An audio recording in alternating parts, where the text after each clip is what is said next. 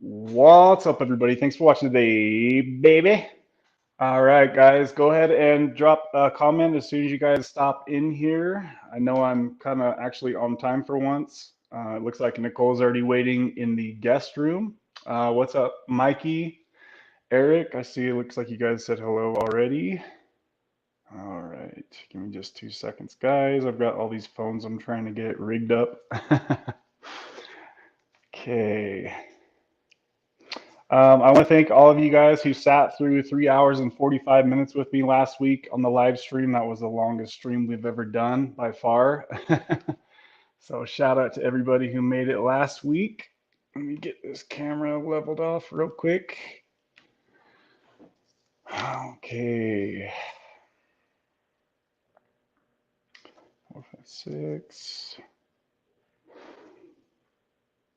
All right. So I want to make sure I let you guys know before we start the show that I am not a doctor. Nothing on this channel is medical advice.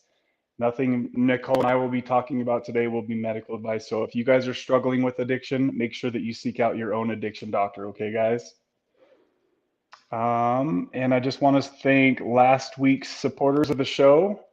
It looks like last week we had on the super chats, we had Marky Rizzo, we had Robin, which is Roberta. We had Mark Brown on the live stream last week. And then we had Deb with the $20 Cash App. Side note, I wanted to say thank you, Deb, for doing that. I know that it's easier for you guys just to hit the super chat button, but as you guys know, YouTube takes 40% of everything you guys do on the super chat. So if you're able to, if you guys are wanting to support the show and you're able to do a Cash App or a Venmo, the link is in the description box of all of my videos. So if you guys prefer to do it that way, that would help more just because YouTube takes so much when you guys do the super chat donation. But whatever works best for you guys is really all that matters to me. Either way, I'm really grateful for all the support you guys have given. And then throughout the week, we had Gary R. with a Venmo donation and David D. came through with a huge sponsorship of the show. So shout out to all you guys who supported the show over the week and through the last week's live stream. That's very awesome that you guys are doing that. So give me just 2 seconds here. It looks like we have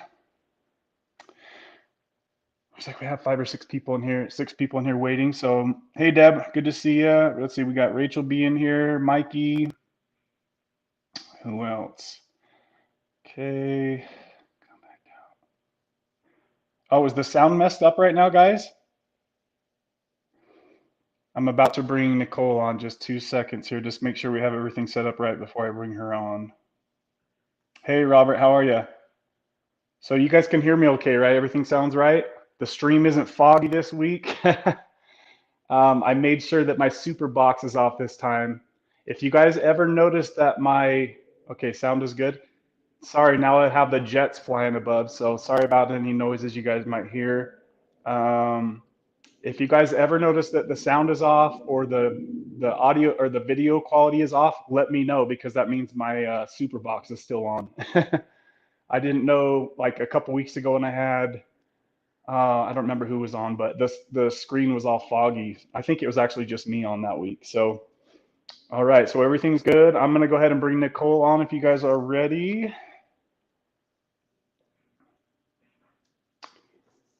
Okay. Make sure I get this ready.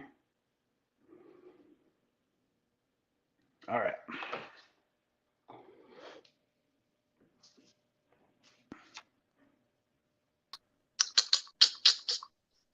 Nicole, what's up, girl?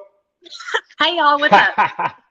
Look at you all happy and shit. I moved into my new apartment. Like I got a new place, and when the place that I used to live in, when we rented it for my mother-in-law, and we've lived there since we were in our active addiction.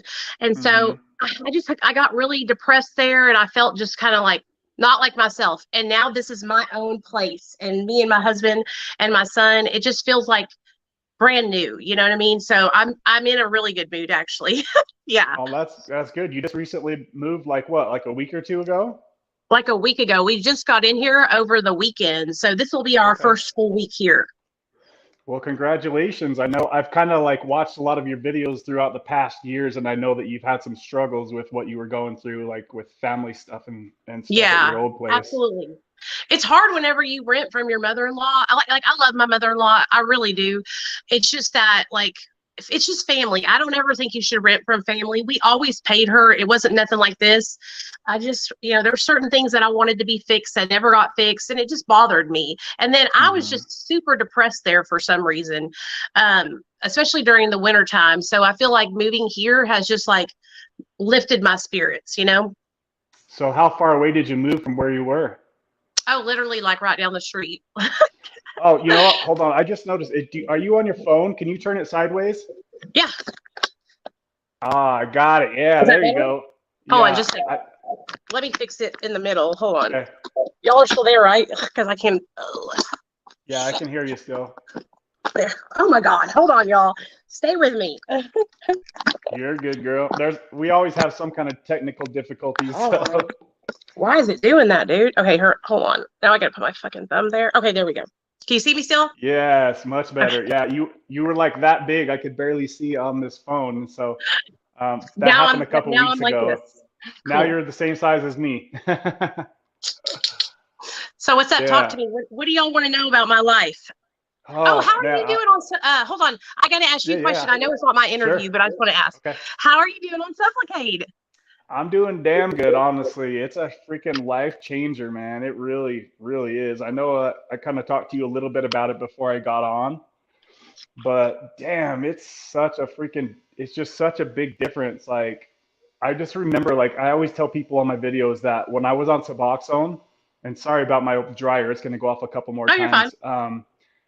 Whenever I was on Suboxone, it was like I still had highs and lows throughout the day, right? Because you're going I kind of think that it's because you're going in and out of withdrawal to some extent, right? By the time you wake up in the morning, you're kind of down here, kind of unmotivated by the morning, and so you have to reach, or at least I had to reach for my Suboxone first thing in the morning to get out of Yeah. that, and get your energy. Some people call it energy. Um, but I don't have those highs and lows anymore. And some people might look at that as a negative, but for me, it's nice to just feel normal. I just feel normal all the time. Like I'm forgetting that I'm an addict, which I think will be really beneficial when it comes time for the Sublocade to sprinkle out of my system over many months. That's how I'm looking at it. I mean, I just like I was surprised at how easy it was to get out of the mindset of taking Suboxone every day. You know what I mean? Yeah. As soon as I got my second shot, I was like, I'm gonna go burn all these Suboxones that I have because I knew that I would keep doing it if I had them. Yep. So I just had to get them out of my house, and as soon as I did that, it was like the most freeing feeling to just watch that shit burn up and smoke. Dude, like honestly, I think everybody should be put on Sublocade. Like I think they should start on Suboxone, put people on Suboxone for 30 days, and then instantly transition them to Sublocade. I just feel like with Suboxone, it's so easy to like uh overtake your medication. Then Hmm. when you're trying to taper, you like for me, I would be down to 2, then I would go back up to 4, then I would go down to 1, and then I'd be back up to 8. It was just it's such a hassle, man. It's a hassle.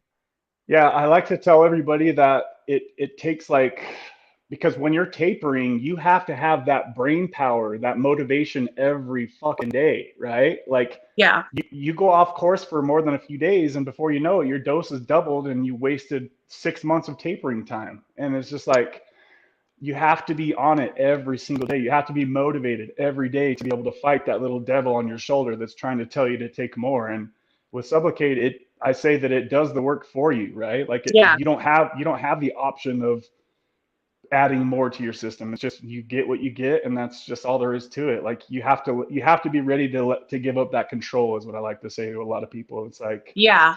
I've if you're I've only seen a few people like not be able to do Sublocade because they didn't have this. I've only seen like maybe 1 or 2 people that are like that. And then, like, when I do hear somebody that says that, this is what I tell them to do. I say, go get you some Listerine strips from the store and take those like a Suboxone every morning and see if Mhm. that works to trick your mind into thinking it's a substrip. Yeah, that's a really good idea. I think you told me that. I think you told me I about think that. it would work. I've never tried it, but I think it would work.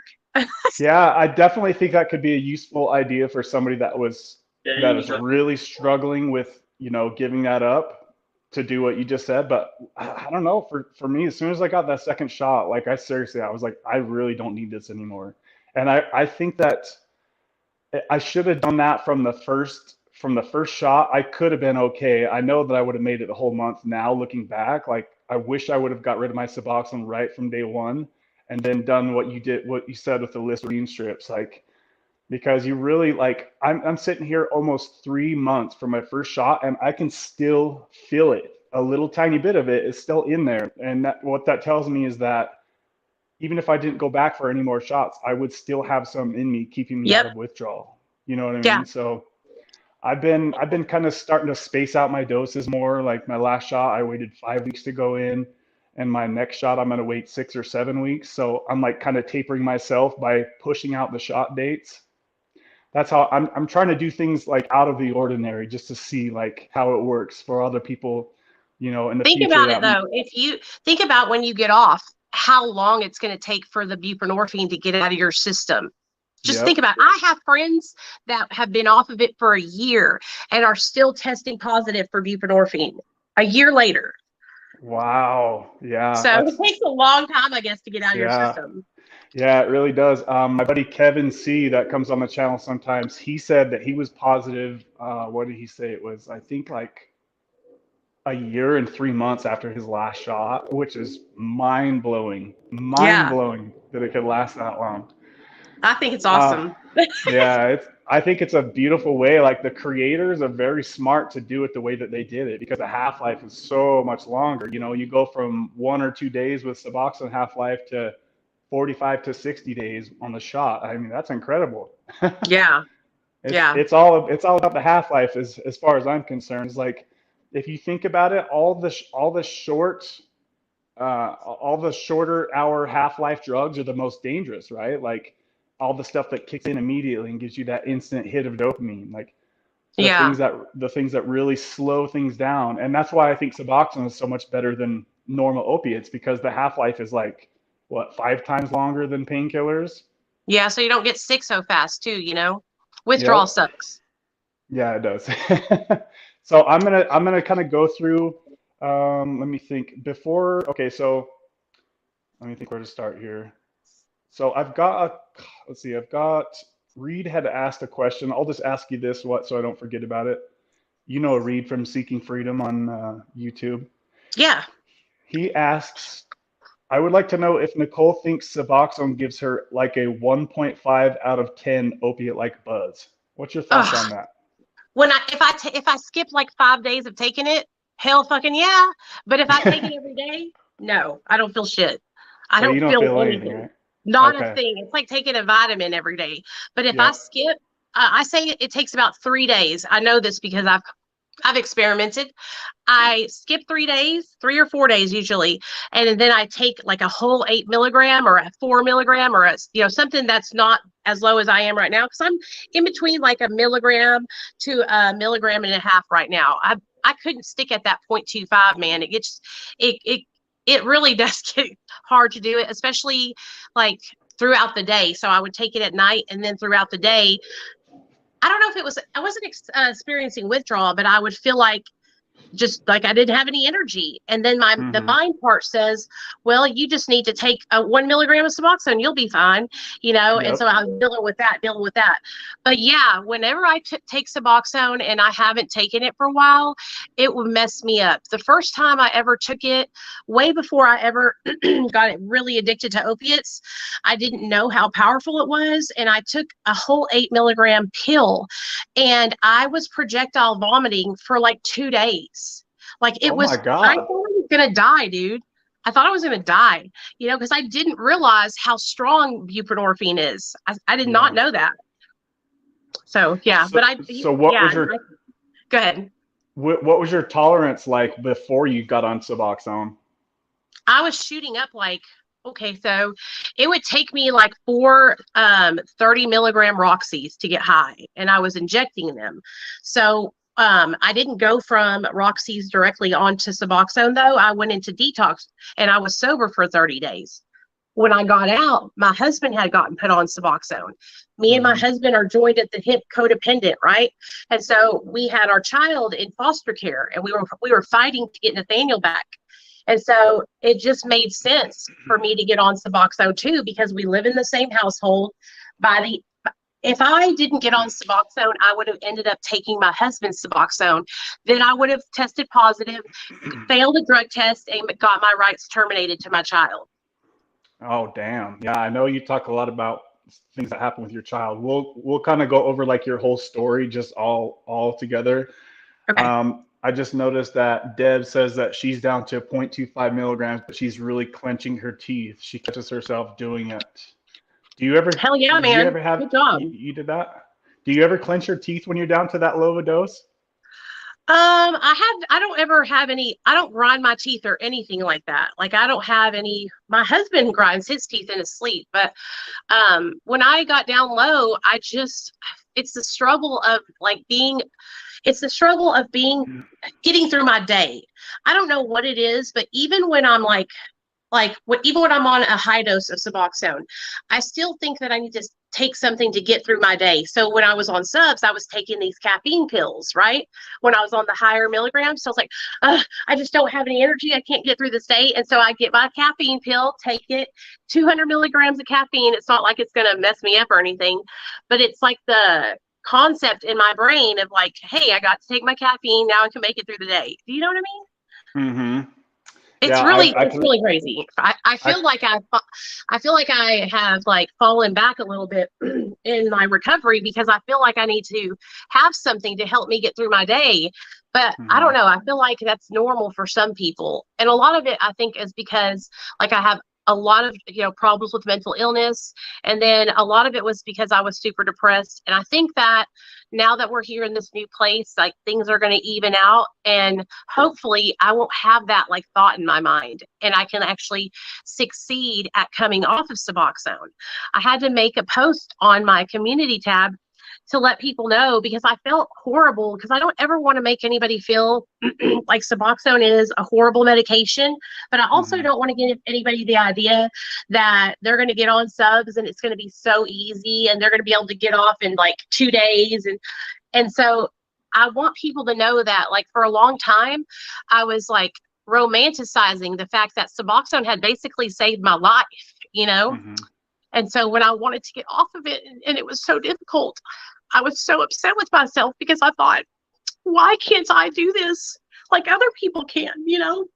So it gets really depressing when you're trying to do something and people are looking up to you. People are looking to you to do it. They're like, if Nicole can do it, I can do it. So I had to make a post because I felt, guilty about maybe making people feel bad about being on subs, because I wanted to get off. So I don't mean to get emotional, but I feel extreme amounts of pressure, from people, and they don't put the pressure on me. I put it on myself, So I get worried that I don't ever want to deter anyone from getting treatment that can help them, So I have to be a lot more careful. I'm trying to be a lot more careful about the way I talk about Suboxone because I don't want to be negative, and I don't want to paint this picture that my taper was so horrible because of my doctors or anything like that. My taper sucked because I got all the way down. I was tapering so slow. I was only going down like 1 or 2 milligrams every 90 days. Like it was so slow. It was easy. I had no issues. What happened was at the end of it, I took control, and that's where I fucked up.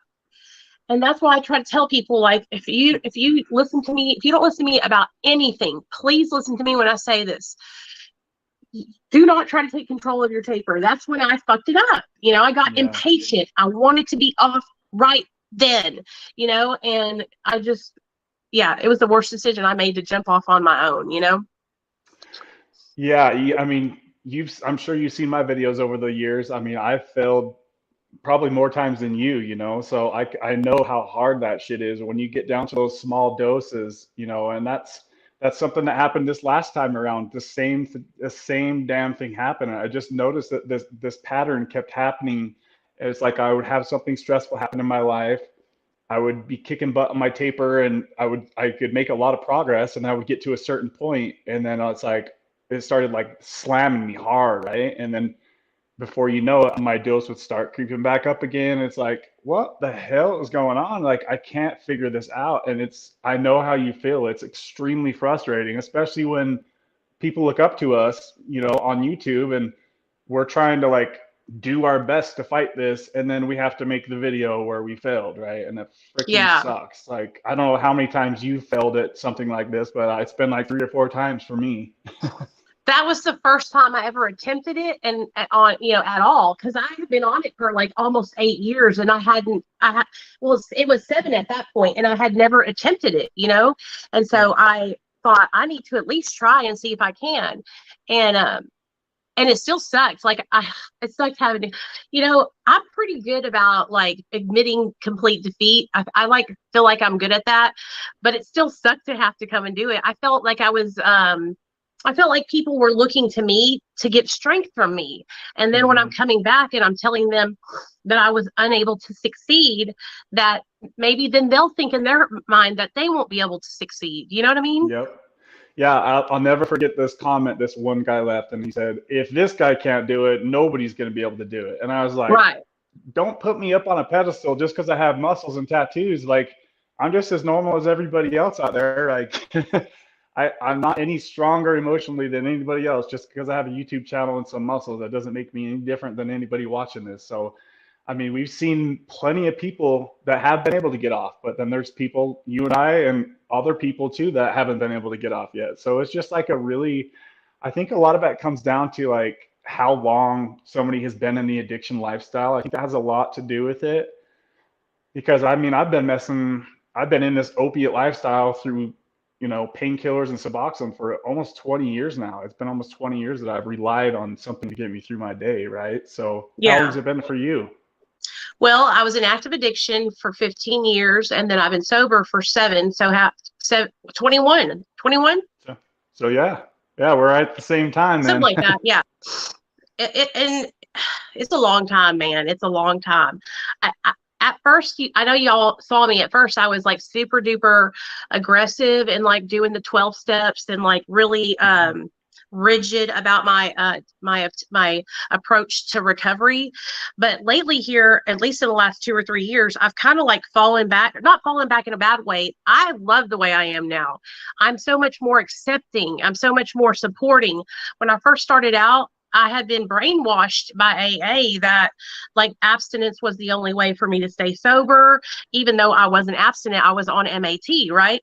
And I was delivering my message to people like that, and it just didn't work. I'm glad that I've seen the error of my ways and that I needed to change and be a place where everybody can feel safe. Like, I don't care if you're still using drugs and you're like practicing harm reduction and just trying to like lower your dose and not die. Like, I want every person to know that I accept them, because I felt so unaccepted when I talked and shared about being on MAT, Yeah.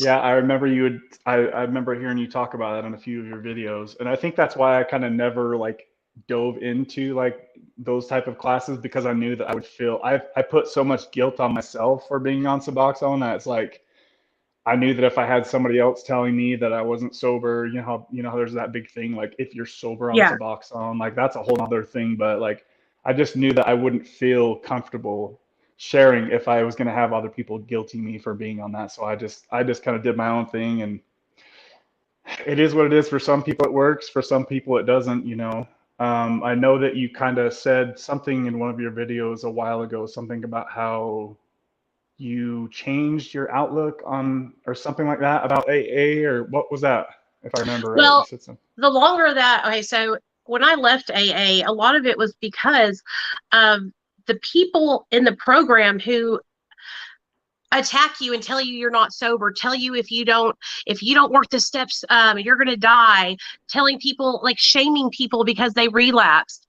And when when you go in and you haven't been at a meeting for like 5 days or something, and everybody's looking at you thinking that you relapsed and your sponsor's asking you, it was just a lot of craziness. And when I thought about it, I was like, this is a bunch of people who have a drug addictions, and sponsors are supposed to be basically helping other people. And I just felt like it just, if you can't accept everybody where they're at, then I don't want to be a part of it. Now, AA itself, they say, that as long as a person is prescribed a medication, that's okay. And they don't go into anything about Suboxone. But when I was doing research and I started learning about the founder of AA and how he was like doing hallucinogens or psychedelics or some shit, LSD, I think, I was like, wow, he wanted people to be able to have access to, I think it was called belladonna at the time. So that way they could facilitate a spiritual experience through, what was it? LSD, like that, hallucinations and shit like that when you tripping. And so I was like, how can that whole program be built on one basis when the person who created it was wanting this to be done? And they didn't put that in the book, because of course that would have gone against everything that's said. Then I started looking farther into like rehabs and stuff. And that's when I started to learn that like AA and rehabs are like this. AA sends people to rehab, rehab send people to AA, right? And then met this guy who was like totally against the Alcoholics Anonymous, right? And he started sharing with me about like just kind of like how they're a multi-million-dollar entity, and how they make a lot of money. And so because they send people to these treatment centers, the treatment centers give out their books, and it was just like, it just made me feel like everything is connected, right? So I'm a huge supporter of you going to treatment, but I'm not a huge supporter of treatment centers, because I think a lot are shady as fuck and just want to take your money and charge your insurance. And they have 30 days is not enough time for any person to get any kind of better. You're just now waking up. When you hit 30 days in a treatment center, you're just starting to feel good, dude. You're like, man, I don't have to wake up and take dope no more. You're just starting. And so to run people through 30 days and then let them go, and they know you're going to come back. That's the way it's all set up for you to come back, and put more money in this multi-million-dollar system, which is treatment recovery, right? And so I just started noticing stuff like that, and it just bothered me, dude. I don't want to be a part of that. I want people to be able to have honest help, and that's why I stopped doing AA. I started doing MARA, which is Medication Assisted Recovery Anonymous. It's super open-minded. They support everyone, no matter where they're at in their recovery, and that's what I believe in, Okay. I don't believe that I have to say that I'm powerless. I don't believe, I don't like saying that. I believe that like the things that we say out of our mouth, we can manifest things, right? So if I'm telling myself I'm a powerless addict all day long, then guess what? I'm going to walk around, and that's all I'm going to be, is a powerless drug addict. And so that's why I'm trying to get away from that. Like, I don't want to identify as an addict. I'm a person, dude, I am kicking ass. I'm a person in long-term recovery. I'm doing really good, and I'm like accomplishing so many of these things. I just feel like it was not serving me anymore. It does serve a lot of people, but it wasn't serving me anymore. And I love the 12 steps themselves. It's just the people and the politics within the program that I just can't get down with no more. Yeah, I appreciate you sharing that. Like I said, I have no experience with that. And the part that you mentioned about like calling yourself a helpless addict, I don't relate to that at all. And that's something I don't think I could do, because like when I look back at videos of me when I really was in daily active addiction, like that's a totally different person than I am now. It's not even close. So I don't know. I just couldn't picture calling myself an addict. Like I say that, but like I wouldn't go around preaching to everybody, hey, I'm a drug addict. Like that just doesn't sound right to me personally. So that's why I can't really relate to that. Just a side note real quick. It looks like we have 22 people in here now watching, guys. We only have 7 thumbs up. So if you guys like what we're doing here, it's a rare opportunity for Nicole and I to get together. So go hit that thumbs up button if you guys like what we're doing here. Okay. We've already been going a half an hour here. What else was I going to say? So Okay, so if we could just kind of back up a little bit, I know you said that you've been in this addiction lifestyle. Like, what started it for you? Where did it start, and what substances were you started with? So, okay, when I was growing up as a little girl, my dad is Italian and my mom is Mexican. And my dad was a bodybuilder. He competed in competitions and he was always super duper. He is almost 70 years old, dude, and he's still stacked and in the gym. Okay. He's crazy. But he was very obsessed with his weight. I think it's because Mm-hmm. my dad, well, I know it is because he struggles with maintaining his weight because he likes to eat. So, because he was always talking about his weight, me and my little sisters started becoming that way with our weight, and my dad is a great man. I love him. He would never do anything to hurt me. He thought he was helping me by saying things like, you gained a couple of pounds, you need to lose that weight. You know what I mean? And Yeah. he does it to my mom too, still to this day. But he didn't realize that I was a young girl growing into a woman and it was affecting me. So when I was probably like 14 years old, I begged my mom to take me to the doctor because I was a little chunky, probably about 25 pounds or something like that, Mm-hmm. extra, not anything bad. And I begged her to take me to the doctor because I was fat and I was ugly and I hated my life. And so she took me to the doctor and my doctor gave me phentermine, started me on phentermine, which is an amphetamine. And so I was taking one a day. 30 days later, I was fucking skinny. And I was like, yeah, you know? And so after that, I knew I wasn't going to get any more phentermine from my doctor because I was just a kid. After that, I realized that I could buy ephedra over the counter in like Hydroxycut, Herbalife, all those pills back then had the Mm-hmm. ephedrine in them. And so they were good. You could take them and you would lose weight. And so I started doing that and like not eating a lot and just taking these pills and being fucking jacked up, man. And drinking water, drinking Cokes and taking these fucking ephedrines. And then they did.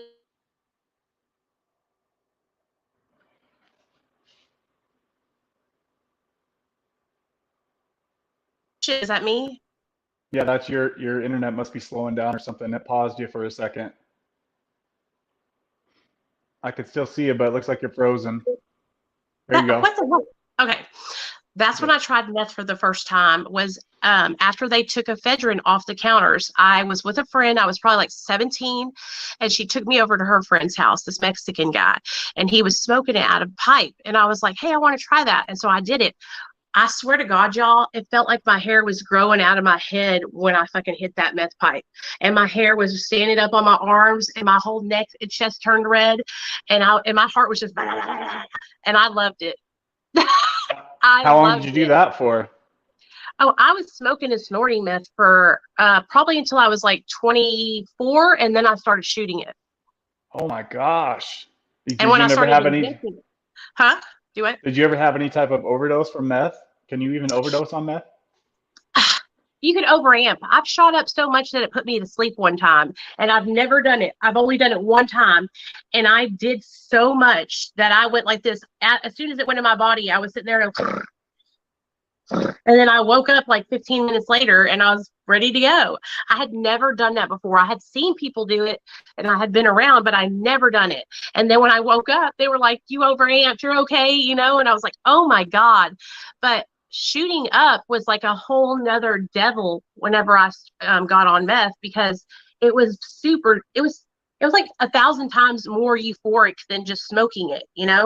And Hmm. I tell this, and I don't mean to make anybody feel uncomfortable, you guys, but the first time I shot meth, I had an orgasm, like for real.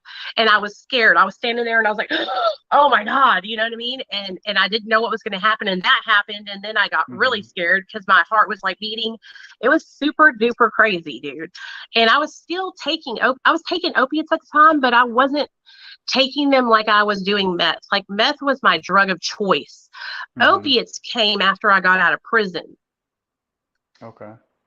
So I've got a like an off subject question because my dad was stuck in like first he was like a alcoholic most of his life, then he got into meth later on in life, and like he just kind of lost everything, lost his mind and everything. Like, how could you compare like opiate addiction to meth addiction? Like, what one is worse? Like, how do they differ? I feel like Okay, so with opiate addiction, you can overdose, right? Hmm. With meth, it makes you crazy because you don't sleep for days and days and days. And I would go Hmm. into psychosis, and then I would hallucinate and see shit that wasn't there. I Hmm. honestly think that methamphetamine is so fucking dangerous, dude, and it makes people violent. I have seen people kill people high on meth. Okay, like I'm not seeing it with my own eyes, but like read about it, crime shit. I'm into true Hmm. crime, and so yes, fentanyl is deadly. But if you're an opiate addict like me and you were, I was shooting Roxy's, right? And as long as I didn't take Xanax with the Roxy's, I was okay. I didn't overdose because my tolerance was so high. Only time I Hmm. ever overdosed was when I was taking Xanax with the roxycodone. I just feel like methamphetamine, it just fucks you up so bad mentally too. I feel like it's worse than being on opiates. I really do. And I feel like and I know for a fact that it's more addicting. So I found this doctor, his name is Dr. Robbie. He's super cool. And he was teaching me about how methamphetamine makes your brain produce 1,000 times more dopamine than anything really. I think he said cocaine was like 250%, but meth is 1,000%. And so it makes total sense though why I struggle with depression now, because I was shooting that high powered shit in my veins for so many years. Yeah. So you never went up to heroin then? I've shot heroin before, but here in Arkansas, because I got sober in 2015. Here in Arkansas, right before I got sober in 2015. Okay, I've done heroin in 2012, 2013, and I had to get it from this guy like that I had never met before down some alley, and it was in a capsule. I had never ever black tar. This was like China White or some shit. Hmm. And it was in a capsule like this, and I halved the capsule with my friend, and I did it. I shot it up, and they took a video of me, and I was literally it was scary because I went out automatically, and so they kept on lifting my head up like this, make sure I was breathing, and I go back down like this, and I was just like, man, I don't know about all that. That was crazy, but you couldn't find it here. Like it wasn't readily available. So everything that we would get would be Roxy's, and they weren't Hmm. pressed or anything like that. Like they were straight up Roxy's and Dilaudid's. Okay. Yeah, Roxy's is basically all I ever had experience with too. So I've never, luckily it was back in the day when there wasn't like a lot of fake stuff like there is now. Right. Did you ever overdose, like have to get Narcan back from opiates? Oh yeah, yeah, lots of times. And because I was, like I said, I would take Xanax like maybe like during the day that day, like maybe 5 or 6 bars. I was a real heavy Xanax user. I would take like 7 bars a day, like copious. I could get in the car and drive too. Like I was a fucking wild ass motherfucker. And I would forget that I took all these Xanaxes, and I would shoot my, 3 Roxys, and then I would overdose. And I've overdosed with people where we didn't carry Narcan back then, where they Hmm. were going to put me out on the fucking like side of the road and leave me there. Like my friend had to drive me to the ER and drop me off at the ER door for them to take me in and have to Narcan me. I've Hmm. had to have the charcoal stuff down my throat too. And I Oh, wake up in the morning and I'm like, after having that happen, and I'm like, what the hell just happened? It's disgusting. But many times I've woke up in the hospital because they found me overdosed, slumped over in my car and stuff like that. And honestly, I think back and I'm like, man, thank God those cops found me. Thank God they yeah. found me, because I would just put myself in such compromising situations, just to be high. Yeah, it sounds like you've had some really close calls, and I know that when you're in that lifestyle, like you don't have the best of friends that are gonna try to, take you to the hospital if you need to. A lot of people are paranoid that they're gonna get in trouble. Isn't that kind of why they do that usually? Yeah, yeah. Like one time I went into a coma because of all the meth that I had done. I've been shooting meth in Roxy's, and I was Hmm. hallucinating really bad. And the people that I was with, they wouldn't call the 911 or help me or anything. So I went walking down the street hallucinating. And so a cop found me and called an ambulance. The ambulance took me to the hospital, and the nurse thought I had done bath salts. And I was like, no, that's not what I've done. I told them what I've been doing, and they gave me Thorazine and Halidol shots. And then that didn't knock me out because I was like wound for sound. And so they gave me another set of those shots. And then I went into my internal organs started to shut down. And my mom and dad got called and they had to come up there. And my mom sat with me for a whole week until I finally woke up. And when I woke up, she was like, do you know how long you've been here? And of course I was like, no. But when I think about that, I think about how sick I was, because I can remember like thinking when I was in there and I woke up, how bad I wanted to get the fuck up out of there so I could go get high. Yeah. After I just fucking died damn near, you know? Like, yeah, damn. that shows you the power that stuff has over our brain, man. It just jacks your brain to the max. Okay, so just pause real quick, guys. It looks like we have 25 people in here.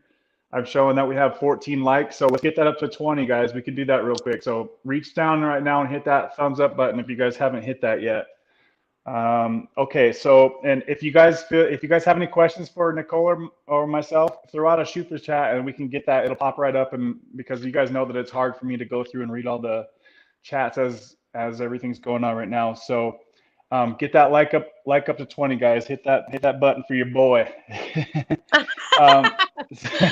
So okay, so let's go back to as far as like you were talking about like meth and you went to jail, right? Like lead us what happened after that, and when you started getting into other drugs and the timelines and stuff.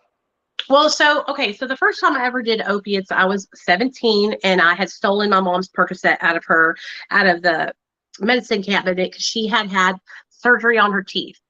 I really liked them, but I didn't go looking for them ever again. Then I had my wisdom taken out when I was 18 and I got my own prescription, overtook them, got another prescription, overtook that one, but I couldn't get another prescription. So I didn't go seeking them out, right? I was happy with my meth.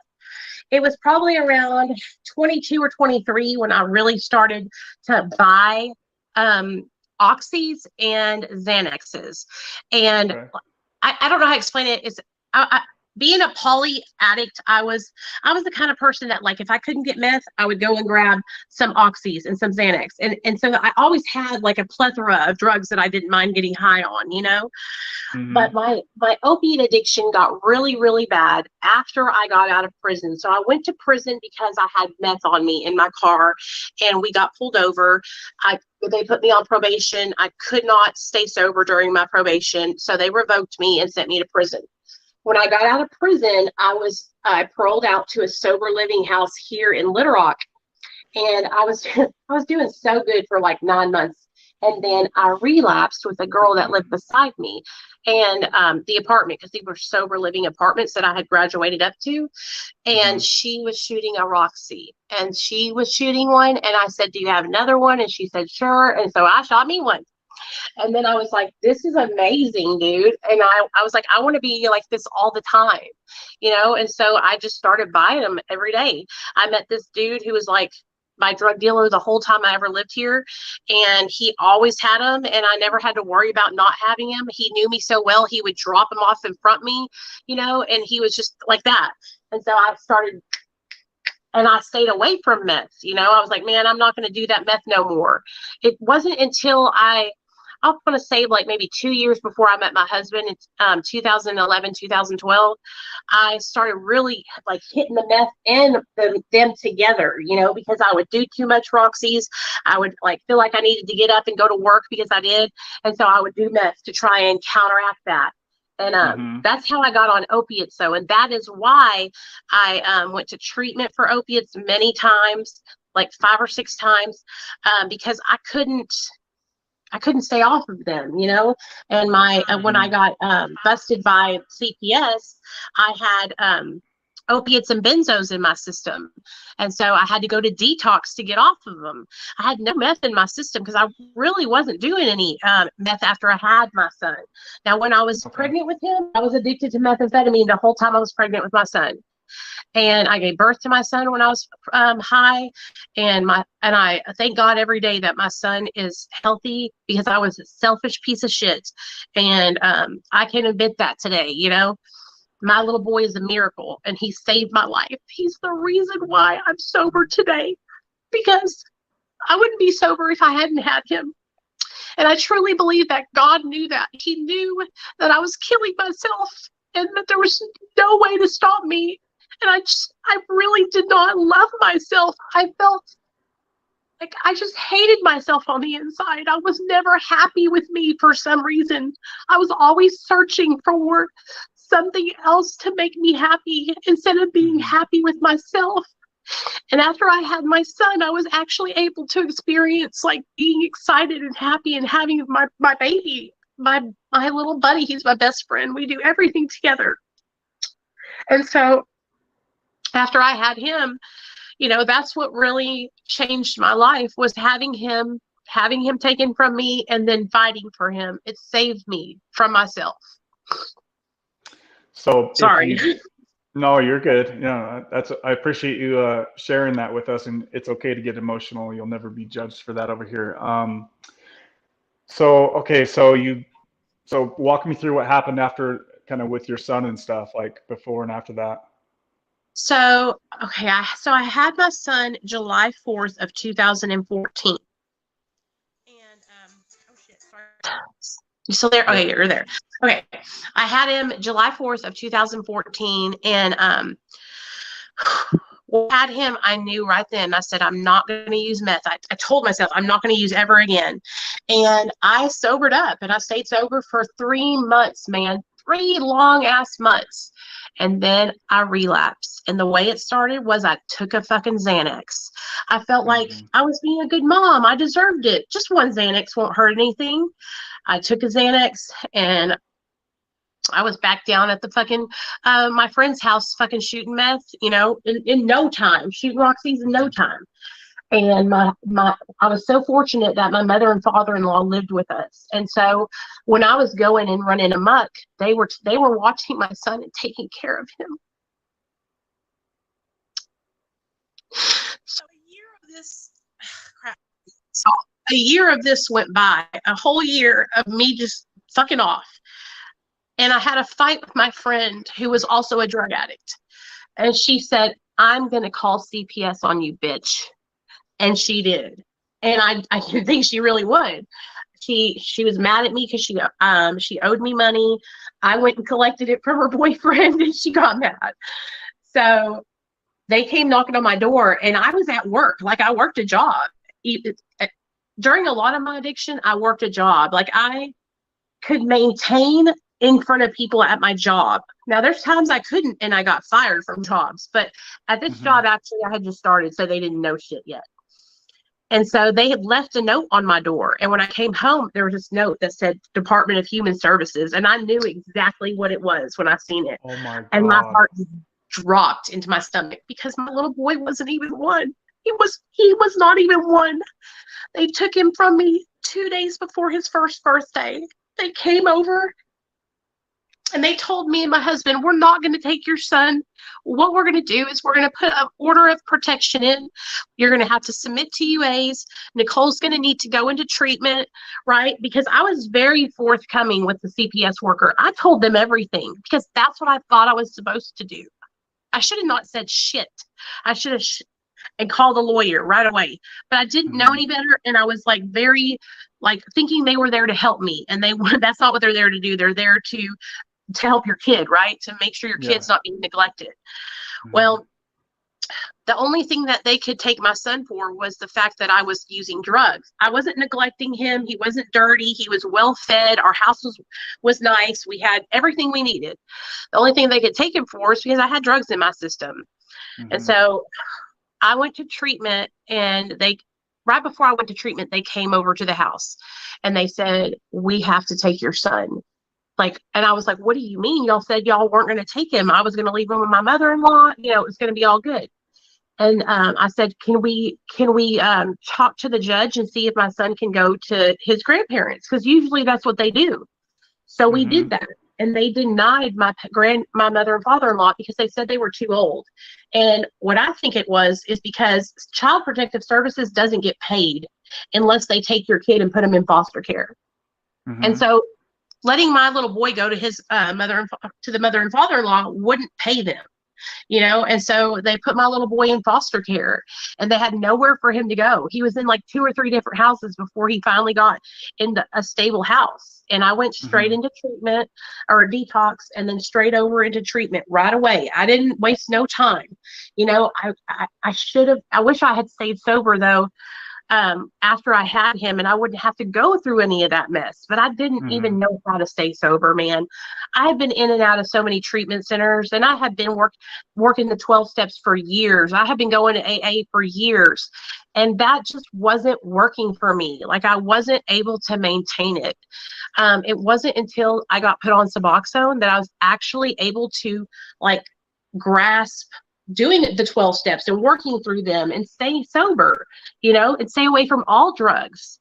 I didn't think I would even be able to do that with Suboxone, but Suboxone really benefited me, and it still does. I feel like it really does help me to just have that little bit of that opioid in my receptor, because I just don't know how I would be without it. You know what I mean? So I'm sure that you'll say yes, but is it safe to say that Suboxone saved your life? Yeah, for sure. For sure.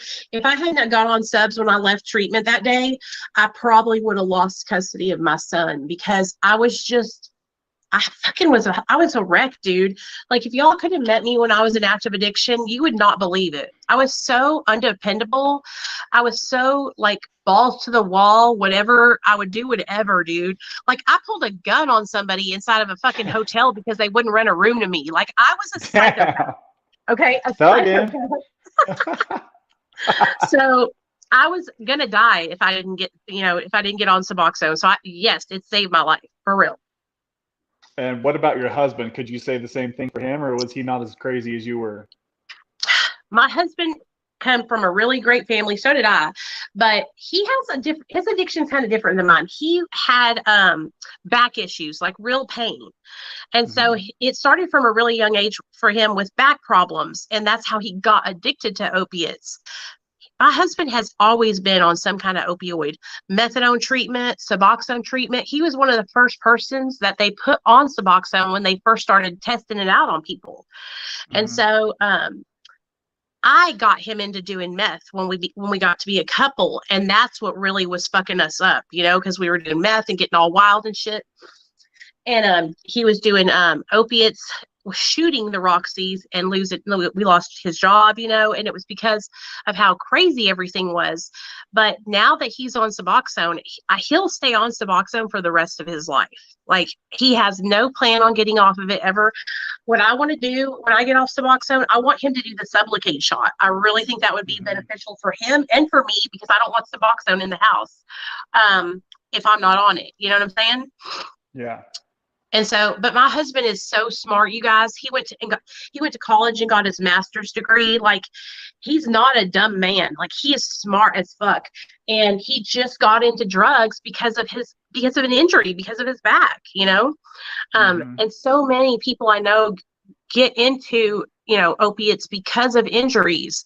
But he was able to manage getting his master's degree, working full time. I mean, he was a lot more functioning than I was. Yeah. When I got with him, though, I took him down with me, and he wasn't functioning like he should anymore. And that's what we did together, was we would fuck each other up, Yeah. It was like fire and gasoline. Yeah, I see that happen to a lot of people. Like, it's just I'm an observer of people in their relationships, and I've seen that happen so many times. Like, if an alcoholic gets with somebody that's not an alcoholic, it's not going to be long before that person is an alcoholic. Like, they're alcoholics together, right? Like, I almost turned one of my ex-girlfriends into a full-blown opiate addict, and the only thing that really stopped that from happening was she kept puking her guts out every time she would take them. So lucky me.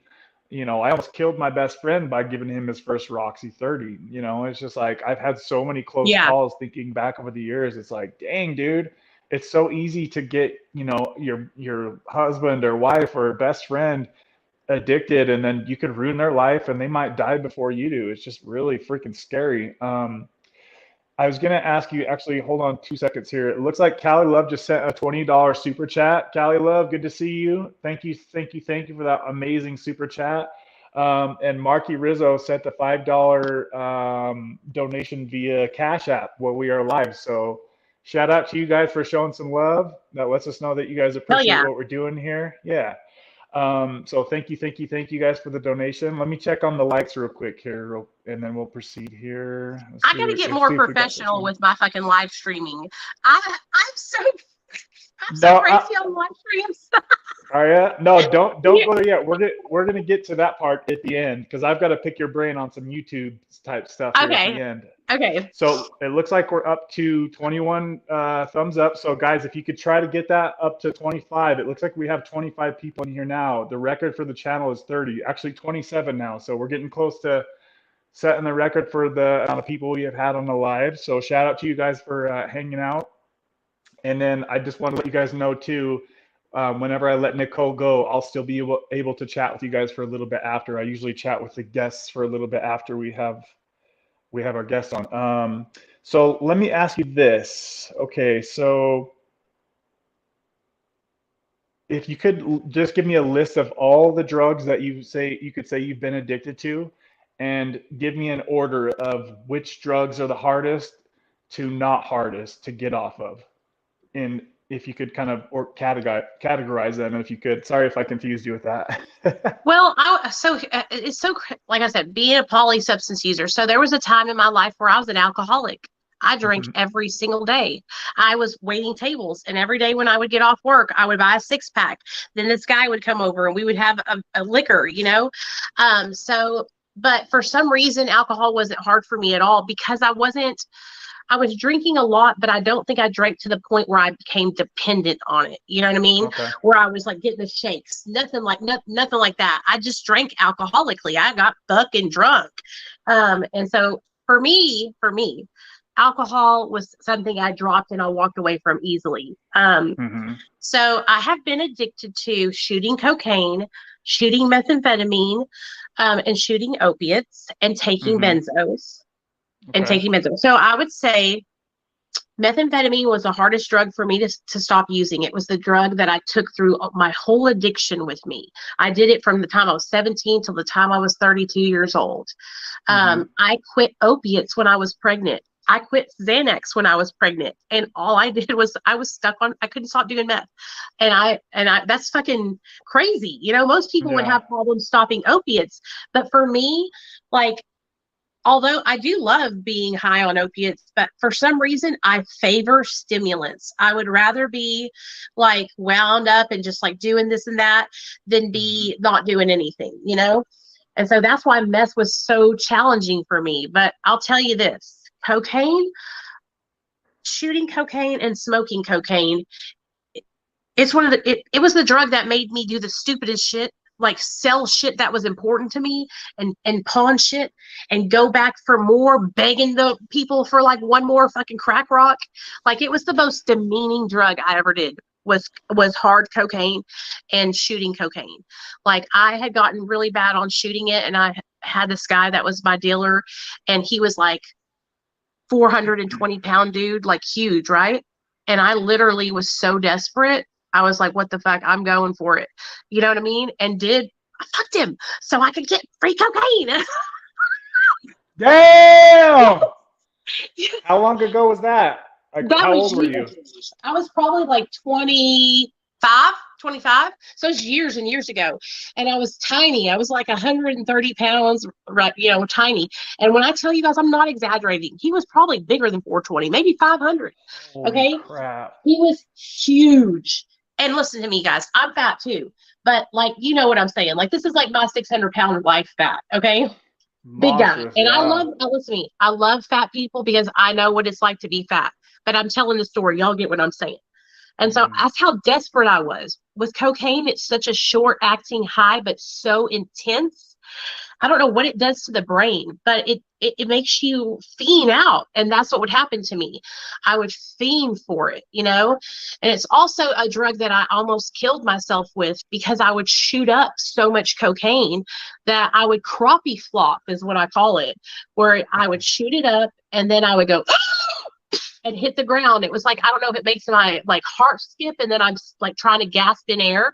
But when I would get up, like, people would tell me your lips are purple, you know, and it was like I was stopping my heart or something and then Yeah. coming back to.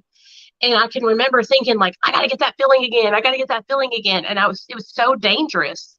And so cocaine for me was super dangerous. Methamphetamine was like the most addicting drug for me. And then it would go opiates and benzos like that. So alcohol was easy. And then meth was the hardest. Did you ever get addicted to smoking? Smoking meth? No, just smoking like cigarettes. Oh yeah. I smoked cigarettes from the time I was 17 till the time I was 32. And then my little boy, when he got home, we were outside, right? And I had a little cigarette pit right there. And he was probably like 2 years old or something. And he picked up a cigarette butt and he looks, look, Mom, I'm smoking. And that's what I knew. I said, I am quitting right now. And I fucking quit, dude. And I never smoked another cigarette. Never again. Oh my gosh. Yeah, I'll never forget, like my mom was she was a single mom for most of my childhood, and I would always be like out riding my bike in the neighborhood, and I would look up on the little deck that we had in our apartment, and I'd seen her smoking and she would hide it. And it just broke my heart. Like as a little kid, seeing your mom smoke like that, like I would be Yeah. crying about it. I'm like, Mom, you're gonna die young. Like when I was a little kid, I would always say that to her. It's That's what heartbreaking to we see did your with my mom, parents. because my mom smoked when we were little, or she tried to hide it. She hid it because she didn't want my dad to know, but we knew. And me and my dad would call people that smoked cigarettes butt smokers. And so one day we were all on our way to church. I was probably 5. My sister Michelle was probably like 4, 3.5, and Christine was like 2 or 3. And we went to this gas station, and my dad had just bought a brand new Bronco. It was like 1990 or something. And this lady was walking out smoking a cigarette, and my little sister sticks her head out the window and says, "Hey Dad, look, it's a butt smoker." Oh my I'll never gosh. forget it, dude. We were so little. We would have our ponytails like this. All 3 of us had ponytails coming out of each side of our heads.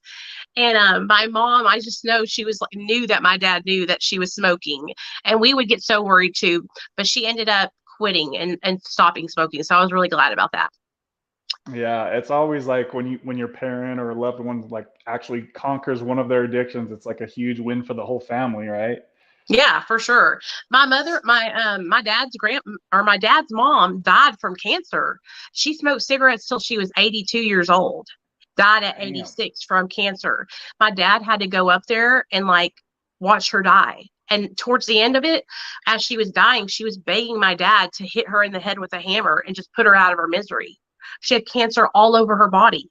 And so I just don't want that to happen to me. And I don't want my little boy to be influenced by my bad decisions smoking cigarettes, and seeing him Hmm. pick that cigarette up and say he was going to be smoking at 2 years old, it crushed my soul, dude. And I knew I had to stop. That's good. That's good. Whatever, I mean, whatever it takes for, for people to succeed to knock things out. It's cool how that happened because, had that not have happened, you might still be smoking, you never Yeah, know. You could be smoking still today. That would suck. probably. Okay, so if you had to say like how hard was smoking compared to those other drugs that we just talked about? Smoking is a hard addiction to quit, but you guys got to understand, like my son, anything I needed to do for my son, I'll do it. I will sacrifice anything. And losing my child has really made me a lot more like serious about being a mom. And Mm-hmm. so, like, honestly, I told my husband, babe, don't buy me any more cigarettes. Don't bring any home for me.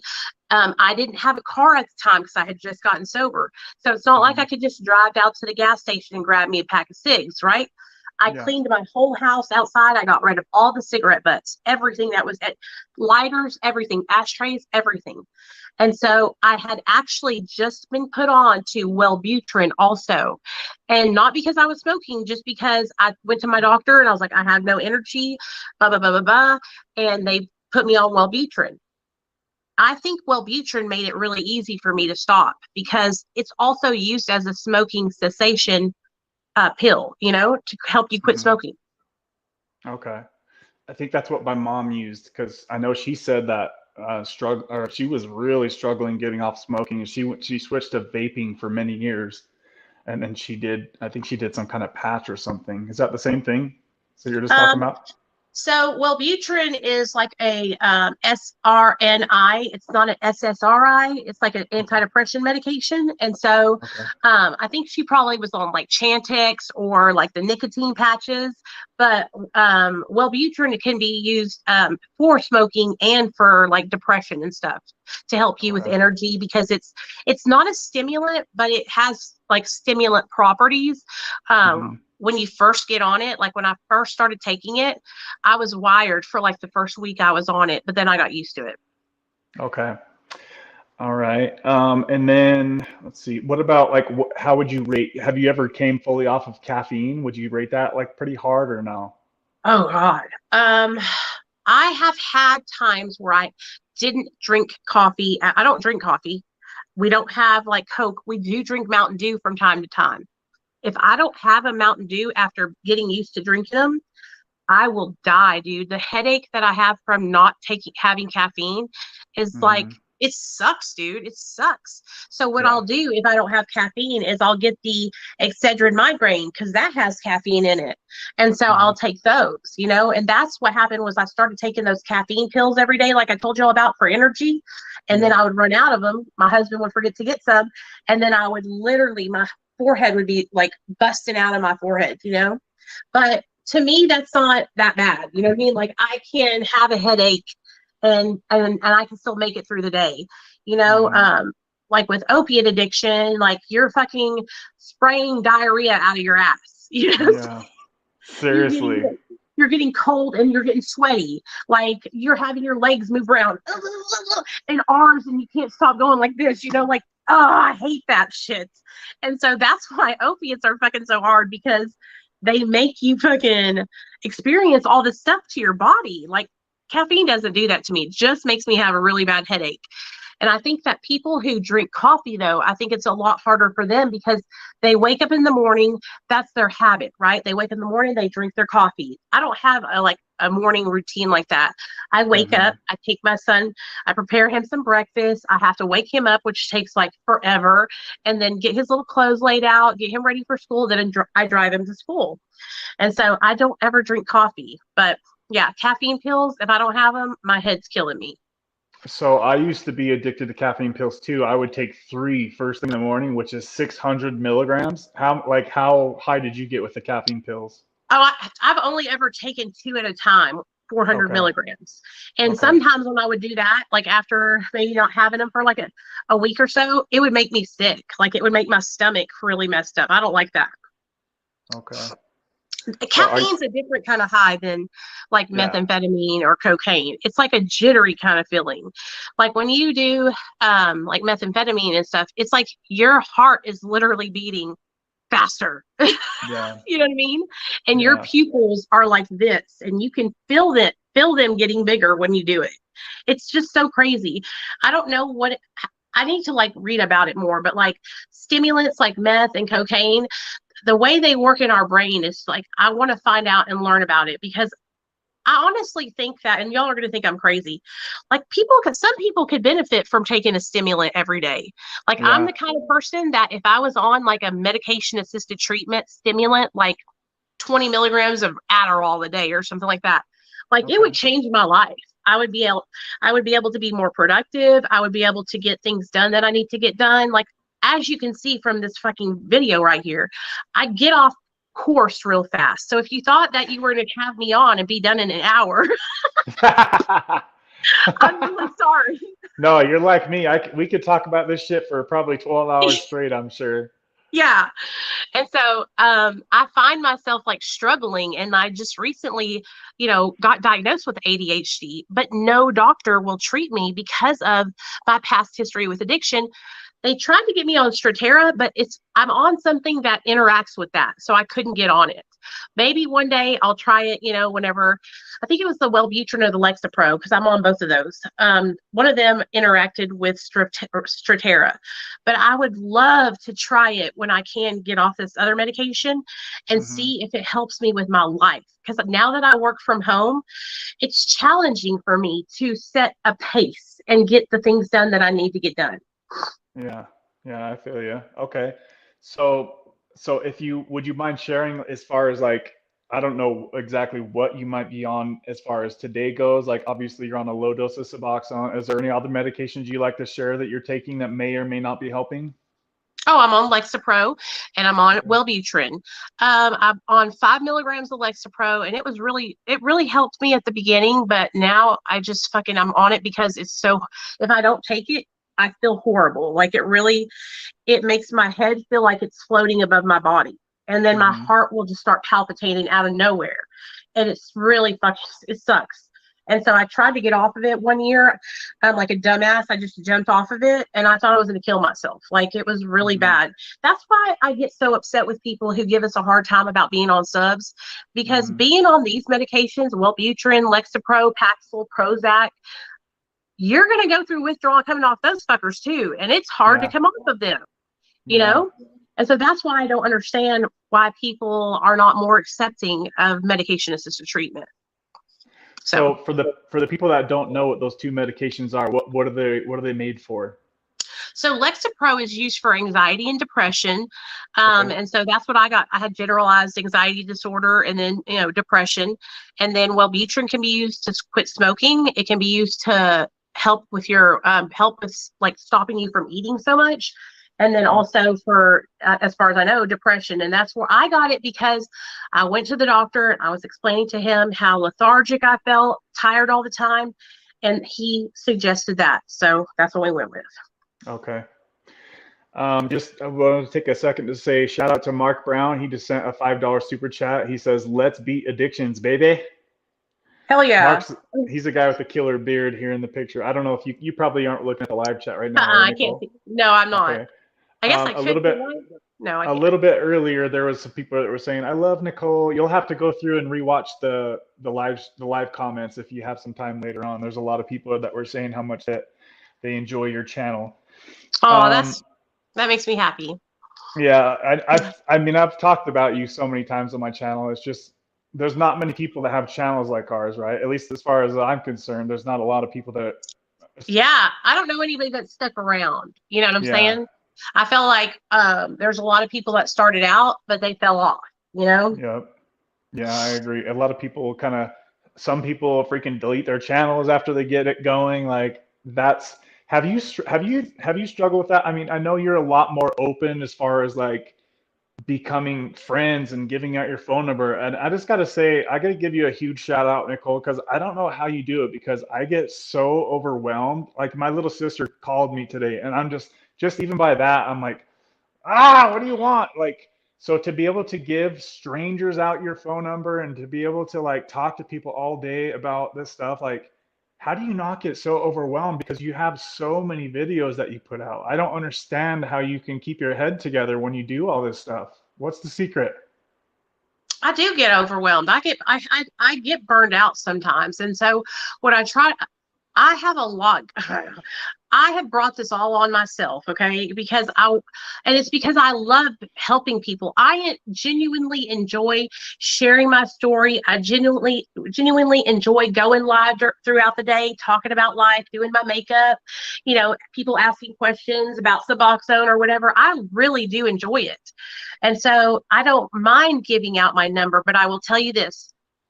It was probably around when I hit 10,000 over there on no, probably at 5,000 on my YouTube channel. And I was on TikTok and I hit 100,000. Oh Okay. my And God. so when all that started happening, I was, I'm answering the phones for Dr. B. I'm answering my own phone. I'm answering text messages from people. And it was like a lot. Now that I have Facebook and there's 60,000 people on my Facebook now, I'm answering Facebook messages. So what I have to do is I wake up in the morning, I get Nate off to school. I come home. I look at my Facebook messages and I reply to every single person that messages me, every single one. I check my phone. Did anybody text me or call me? I respond and I call them back. Right. And so it's almost like a little business that I have to do. I know that I have to take care of this. And so I help people, and I have people who are calling me because they're needing help with their induction because they're coming off of opiates and onto Suboxone. And so, um, I didn't mean to do what I did, but I like kind of made myself a person that everybody knows that can get help with, with addiction and stuff. And so somebody called me there or reached out to me the other day from you on my Facebook and messaged me. And I was like, oh, sure, I got you. I'll help you. Da, da, da, da, da. Here you go. That's awesome. I don't think I was really thinking that I was doing that. I knew that I wanted to help people. Like I knew from the day I told my story when I was 1 year sober at a treatment center that I was going to help people. And that's what I was going to do. And when I made my YouTube channel, I remember telling my husband, I was like, you just watch one day. I'm going to be doing this and I'm going to be helping people. It's going to be my job. And in 2019, the end of 2019, it became my job. And, I was like, this is really happening. I don't have to work at Hallmark. I don't have to work at any of those jobs. I get to help people all day long. Like that's literally my job. You know what I mean? And I was just like, damn, this is so cool because I like doing it. I genuinely can get on the phone with any person and be like, what's up? Talk to me. I got you. Let's talk about whatever you want to talk about. And I mean it. Like there's a difference between people who help you and they're helping you because they have to, you know what I mean? And then there's people who help you because they really, really enjoy it. If there's ever a time where I don't enjoy helping people, I will stop because I don't ever want to help somebody and not mean it and not want to be there for them. I always want to be able to be in it to win it, and be able to put my all into people. And so if I ever get to a point where I can't handle it anymore, I will fall back and I will quit. And there's times where I get overwhelmed. It's probably about every 90 days. And I will literally fall off the face of the earth and not upload for like a week just so I can recharge my battery. Yeah, and then that's a good I'll idea. pop back up and I'm fine, and a lot of it is because of my mental health. It's my mind. I have like depression and I struggle, Yeah. And so I will take care of everybody else and I won't take care of myself, and I'm a glutton for punishment because I do it over and over and over again. And I know that I'm doing it and I need to stop, but I can't, so, I need to get better about balance. And I've been working really hard on it. And I've been working on not staying up all night, like answering all the people I need to answer. And I cut my phone off. I cut my phone off at like 7 p.m. and that's it. I'm not answering it. And that was hard for me to do, dude. I felt so much guilt doing that. What about the person that calls at 3 a.m.? Because that was happening. That was fucking happening. See, no way. I couldn't do that. That's a lot. It was crazy, dude. People were calling me crazy. from Canada, okay, at like 2:00 in the morning and shit, and or people from California or people from Dr. B's office that are in the clinic that they fucked up and they need help and they want to talk to Dr. B, but it's literally Saturday. You know what I mean? And I was like, I was answering phone calls on my fucking vacation. See, I don't know how you can do all that. Like, so I had to start saying, okay, 8 in the morning, I start out, 5 is when I work, right? Yeah. I'll go over 2 hours with phone calls and then that's it. I've got to shut it off in the evening time so I can be with my husband and my son, Yeah. So I think it's probably a good time to bring up the fact that what's the new thing that you're going to be doing on top of all this stuff that you've already got going on? I'm so proud of you. These people gave me a scholarship, dude. Like, I don't think you guys understand how grateful I am. Like, I was crying my eyes out because I always want to be able to like do recovery coaching and do counseling, but I thought that I wouldn't be able to do it because I was on Suboxone or because I wouldn't be smart enough. And this course is like online and it's just so much easier for me to do it at my own pace. And so they put me in a program where it's like 18 months. And so as long as I get it done within 18 months, I'm good to go, And I called Dr. B and he said I said, I need to intern with you. Can I do it? And he's like, it's already done. And I'm like, yes. So I'm going to get my substance use disorder counseling certification and my recovery coaching certification. So that way I could be like a recovery coach. I could be a counselor. I could work at Dr. B's clinic and counsel people there remotely from where I'm at if I wanted to. And I will have the credentials. So one thing about me is like, I'm smart. I know a lot about addiction. I have studied my ass off to learn about the disease of addiction. Yep. But I don't have the backing of schooling behind me. And a lot of people question me because I don't. And they try to pull that card on me. Like, what's your certification? Bitch, I got Yeah. certifications in these streets. That's what my certification is. Yeah. Yeah. You know, I got Yeah. personal lived experience. But That's a long way.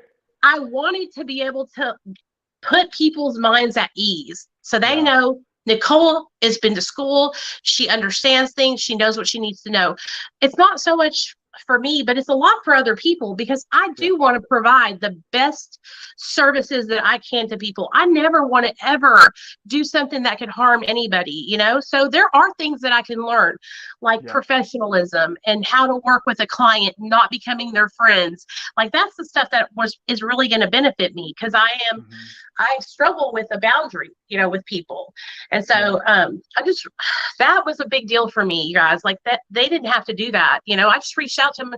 I was like, hey, I want to do this. And they told me how much it was, which for me, it was expensive. It's only $5,600, which I honestly don't think it's a big deal for some people and they can finance you and stuff. But for me, it was a lot because I have a little boy. And Yeah. so they are friends with people that know Dr. B and all that. And so they all, you know, they, when I called, we hung up and then they called me back a little while later and was like, we're going to help you out. We really like you and you're doing a good job. And we see that you really do want to help people. We, you know, and so we want to help you. And I was just very, very grateful to them for that, you know? Yeah, that's So incredible. I'm very excited to see how that all works out for you. I know you're going to be, I mean, just think how far you've come, you know, since we've been watching each other on YouTube for the last 5 years. Just imagine the next 5 years, how crazy it's going to be for you. I honestly, you guys, I never in a million years, when I started working my job with Dr. B in Austin, I never in a million years thought a doctor would want me to work with them, you know, and trust me. Dr. B trusts me. He trusts me to go into the computer and look up people's prescriptions. Like he Hmm. trusts me, and I've never ever, you know, hurt him or do anything to lose his trust. But that was a huge, huge turning point for me because I was working dead end jobs where I would probably never make more than like $15 an hour or something like that, Yeah. you know? And now it's like sky's the limit and I keep on getting more opportunities and more Yeah. opportunities, you know? And I'll be honest with you, a lot of it has come from my YouTube channel and that's how I met these people. If I had never started my YouTube channel, I would have never ever found these opportunities. And so when Hmm. people reach out to me, they're like, I want to do what you do. Just keep on making videos. Just keep on putting up content. Just keep going. Stay consistent and just be yourself. And it will end up playing out. Like, look at, I had what I'm at almost 20K now. I have 18,000 people on my YouTube channel. Like Yeah, you're up a there. year ago, I was at like 2,000. Yeah, that's why I just Okay. barely hit 2,000 recently. That's funny you say So that's that. what I'm saying though. Like it can happen overnight, man. You can wake up one day with YouTube, especially, and now that they're doing these shorts, YouTube shorts are what's going to take you out there, man. I'm telling you, go viral on YouTube shorts like nothing. And Hmm. that's what happened. I had gained 10,000 subscribers, you know, in like that. But a lot of it, I was just super dedicated to doing what I was doing and helping people. And I really, like I said, I really enjoy sharing my story. I really enjoy talking to people and getting to know all these different people. I think it's so fucking Hmm. cool that I have people in fucking Ireland that fucking follow me and fucking London and all these different places. And I love connecting with people through the things that I've been through. I love being able to be like, yeah, man, I hallucinated one time and seen Cy from Duck Dynasty coming out of the vent. And somebody else is like, I hallucinated too. You know what I mean? I love that. I love that. You can connect with a lot of people, especially with all the experiences that we've been through, right? Over all the years. Yeah. Let's see here. It looks like we have a $10 super chat from Anastasia Phoenix. Thank you, Anastasia. That's awesome. And I want to thank you too for being like a regular supporter of the channel, Anastasia. I've noticed that you've been pretty consistent. So shout out to you. She says, Nicole ain't lying. Nicole called me one night and gave me great advice. That's Hey. Anastasia Phoenix. So I'm sure you've talked to plenty of people from my channel. So I'm sure a lot of people recognize you. I wanted to ask you a little bit about, it seemed like maybe like a year or so ago, you were really having a big problem with trolls. Like, where did that come from? And is that still going on for you? My troll died. She croaked. Are you serious? Oh, Hell so no, it I'm was not. like one She person? did. No, so there was a group of people who were calling me a body broker, okay, which is a Mm-hmm. person who works for a treatment center and gets paid to put people in treatment. I Mm-hmm. work for a MAT clinic with Dr. B. I don't have to put anybody in the treatment program. They're already calling in California to go there. I just answer the phones and schedule their appointments. Mm-hmm. Then my other job is I work in marketing, like helping people build their social medias and shit. My boss is a genius in marketing. And so that's how I got with Dr. B, was through the marketing company, because the marketing company was Dr. B's marketing company. So that's how all Mm-hmm. that happened. Um, so what was I just totally lost what I was saying. Why was I telling you all that? It just totally left my mind. You're so much like me. Like oftentimes I do the same thing. It's like, what the hell was I just thinking? I just was talking about something that You're literally left my mind, but that's how you're I probably met. talking Oh, about the trolls, my trolls. trolls, my trolls. Mm-hmm. Um, they were calling me a body broker and shit like that. And then there was this woman on TikTok who was calling herself a therapist. She's not one. And when I tell you guys, this woman called my job. She called CPS on me. She has called every government agency on me trying to get my fucking ass in trouble, and it never worked. She sent a cease and desist to my fucking boss's work in California. Crazy shit. It was her and this other old lady on Facebook, and they would post about me every single day, making fun of my weight, making fun of my teeth, posting pictures of my son, everything. Well, the one lady got a job working in treatment, so she had to straighten her ass up and stop because I reported her to the Board of Ethics. Then the other lady who was older, that was a troll on Facebook, who was posting about me every day, posting pictures of my family and everything, she died. She literally died. Um, She was so 72 years old, trolling me and stalking the what? fuck out of me. That's 72. crazy. Yes. When I tell you, Oh, this woman spent so much time just fucking with me, it was crazy. And the reason why it was so bad, I can handle people posting shit about me, but they were calling CPS and shit on me. And yeah, that's that's fucking wrong, crazy. dude. I've already Yeah, had that's CPS in my life one time. You don't do that. I'm not a bad mom. I'm not using drugs. Do not do that. That's not a game, you know? yeah, that's serious stuff right there. That's freaking messed up. So it was pretty much just mostly one person spreading the Yeah. And hate, they, like well, hardcore. so, okay. I have people that don't like me, okay? I'm an acquired taste, right? I'm a big mouth. I have a loud mouth, and a lot of people don't like me for some reason. I really don't understand. I feel bad sometimes because I think, is it something I'm doing? But I think it's just because they don't like my personality. But um, I had a lot of people that didn't like me for a long time here on Mm-hmm. YouTube. A lot of people, and people who, who I tried to help, genuinely tried to help. And Mm-hmm. it really does hurt my heart because I don't ever want to hurt anyone. Like, I Yeah. legitimately don't want to hurt a soul. I'm not one of those people who's vindictive and just hurts people to be hurting people. But those are the kind of people that I encounter. And what I have to remind myself is this is what's happening when I put myself out there to so many people. There are some people out there who are really hurting, who are very unhappy in their lives. And then they see Mm-hmm. me happy, talking, bouncing around the house, doing this, that, and the third, my good looking husband, my cute little boy. And they don't like that. It makes them mad. And so they feel like they need to say something to be nasty, you know? Yeah. But there was a whole group on here on YouTube. But you know what's so crazy about it? Like Derek Lambert, we're just the best of friends now.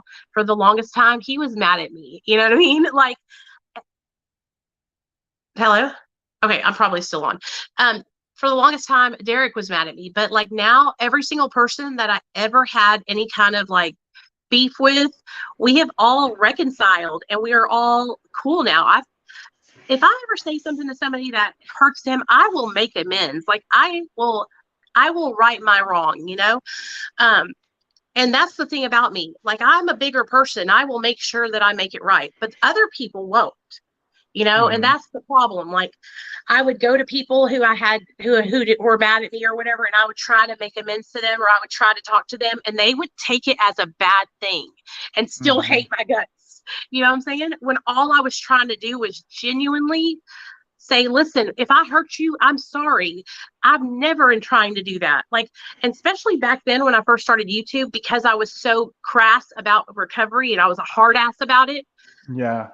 I, people didn't want to be around me. They thought that I was judgmental, and I'm never judgmental. It's just because I was brainwashed in this way. I was brainwashed, y'all, for a long time by this one way of recovery. And so if you told me you smoked weed back then, I would tell you, you are fucking not in recovery. You need to get the fuck off the weed. And now I'm totally different. Like, I support my sister smokes. She has glaucoma. It has literally changed her eyes and helped her so much. And my sister also has really bad bipolar disorder. Smoking helps my sister. She is so happy now, and I'm so happy for her. And I had to see that in somebody else, that helps somebody else to see, like, wait, maybe smoking weed isn't that bad. Same thing with kratom. I, see my friend Avalon has been on kratom for like 7 years. She takes it regularly, responsibly, tiny amounts, and she even resets her tolerance. And I had to see that, like, oh wow, kratom can help people. And so it just opened my mind to a lot of things. But when I really first started out, I made a lot of enemies, you know what I mean? But whatever.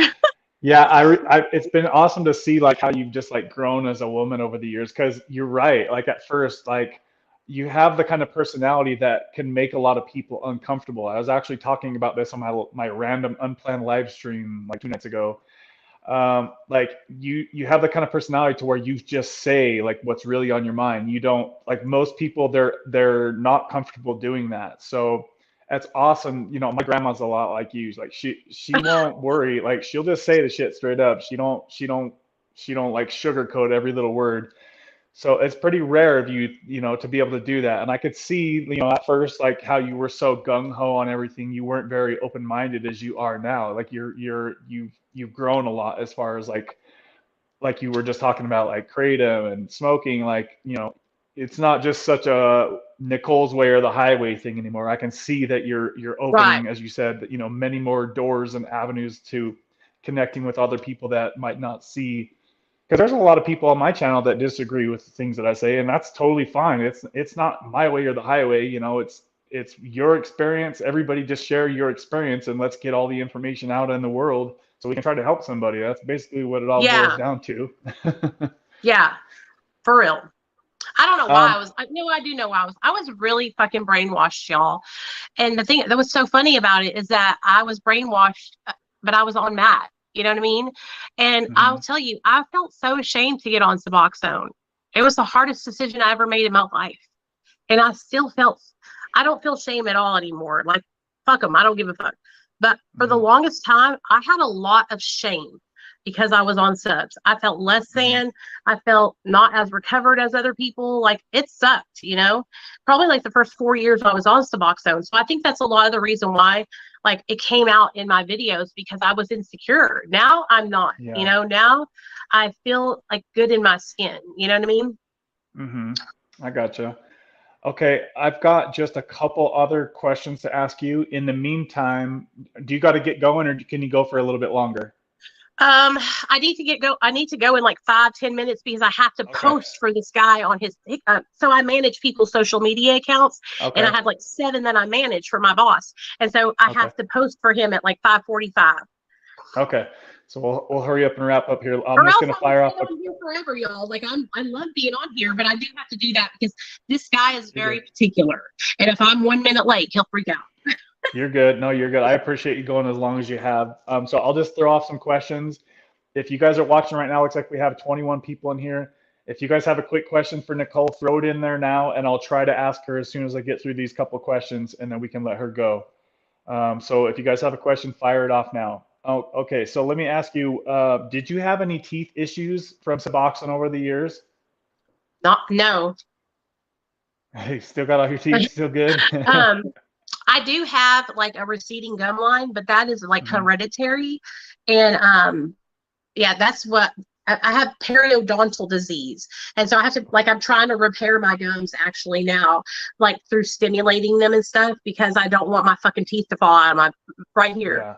Yeah. Um, Okay. but I haven't had any issues, no rotting or anything like that. But I brush my teeth every day. And now that I know that Suboxone causes tooth decay, an hour after I take my sub, I brush my motherfucking teeth. You know what I mean? Okay. Yeah, that's good. Okay. What's your current dose of Suboxone? Where are you at right now? I So know I we mean, kind of talked about it earlier. I'm gonna be so transparent with you guys. I was on 0.25 and I have not stuck to that at all. I take 1.5 milligrams. And the reason why I'm saying I probably do is because I'm cutting an 8 milligram strip now. Okay.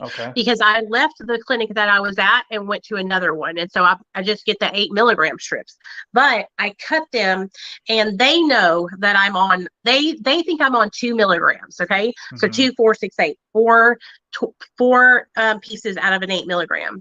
But I take like 1.5 to maybe some days I do take 2. And so I would say topped out at 2 milligrams. I'm not going any higher than that though, because I know that I don't want to go back up, because when I'm on like 8 to 12 or even 6, I feel like lazy. Do you know what I mean? I feel lazy and I feel like I have no internal motivation. I gotcha. Yeah, it takes a little bit of spark out of you. Yeah. And you know what? If I find a Suboxone doctor here in Arkansas that will give me Sublocade shots, I will go back up to 8 to get on the damn Sublocade shot. Yeah, I was talking to my doctor the other day. He said that he's using my experience to start inducting people that are on lower doses of Suboxone here in my He local needs to make area. videos about it, please. I People know, need to right? talk about that more. He needs to make a YouTube channel or something and educate other doctors. Even he needs to even tell Dr. B that, because Dr. B even doesn't put people on Sublocade unless they're on 8 milligrams or more. I'm wondering if I could somehow like get him to do a short video with me or something. I don't know if he would dare to do that, but I might have to ask him to see. Oh, your doctor. No. Yes, you should ask your doctor. Yeah, my doctor. Yeah, that would be nice to have awesome. him.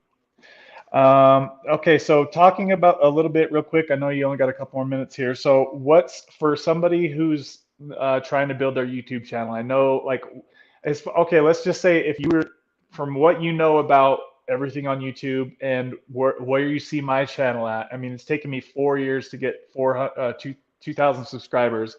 What do you think that I need to be doing to build my channel from here? So you can do it the smart way or you can do it the long way like I did it. So the smart way would be to be researching search engine optimization and keywords that you title your videos with. So there's actually words that score higher. So let's say the word is meth, okay? Let's say when you look to see this keyword up, it'll show you, oh, meth has 2,500 videos about meth. And it's searched this many times.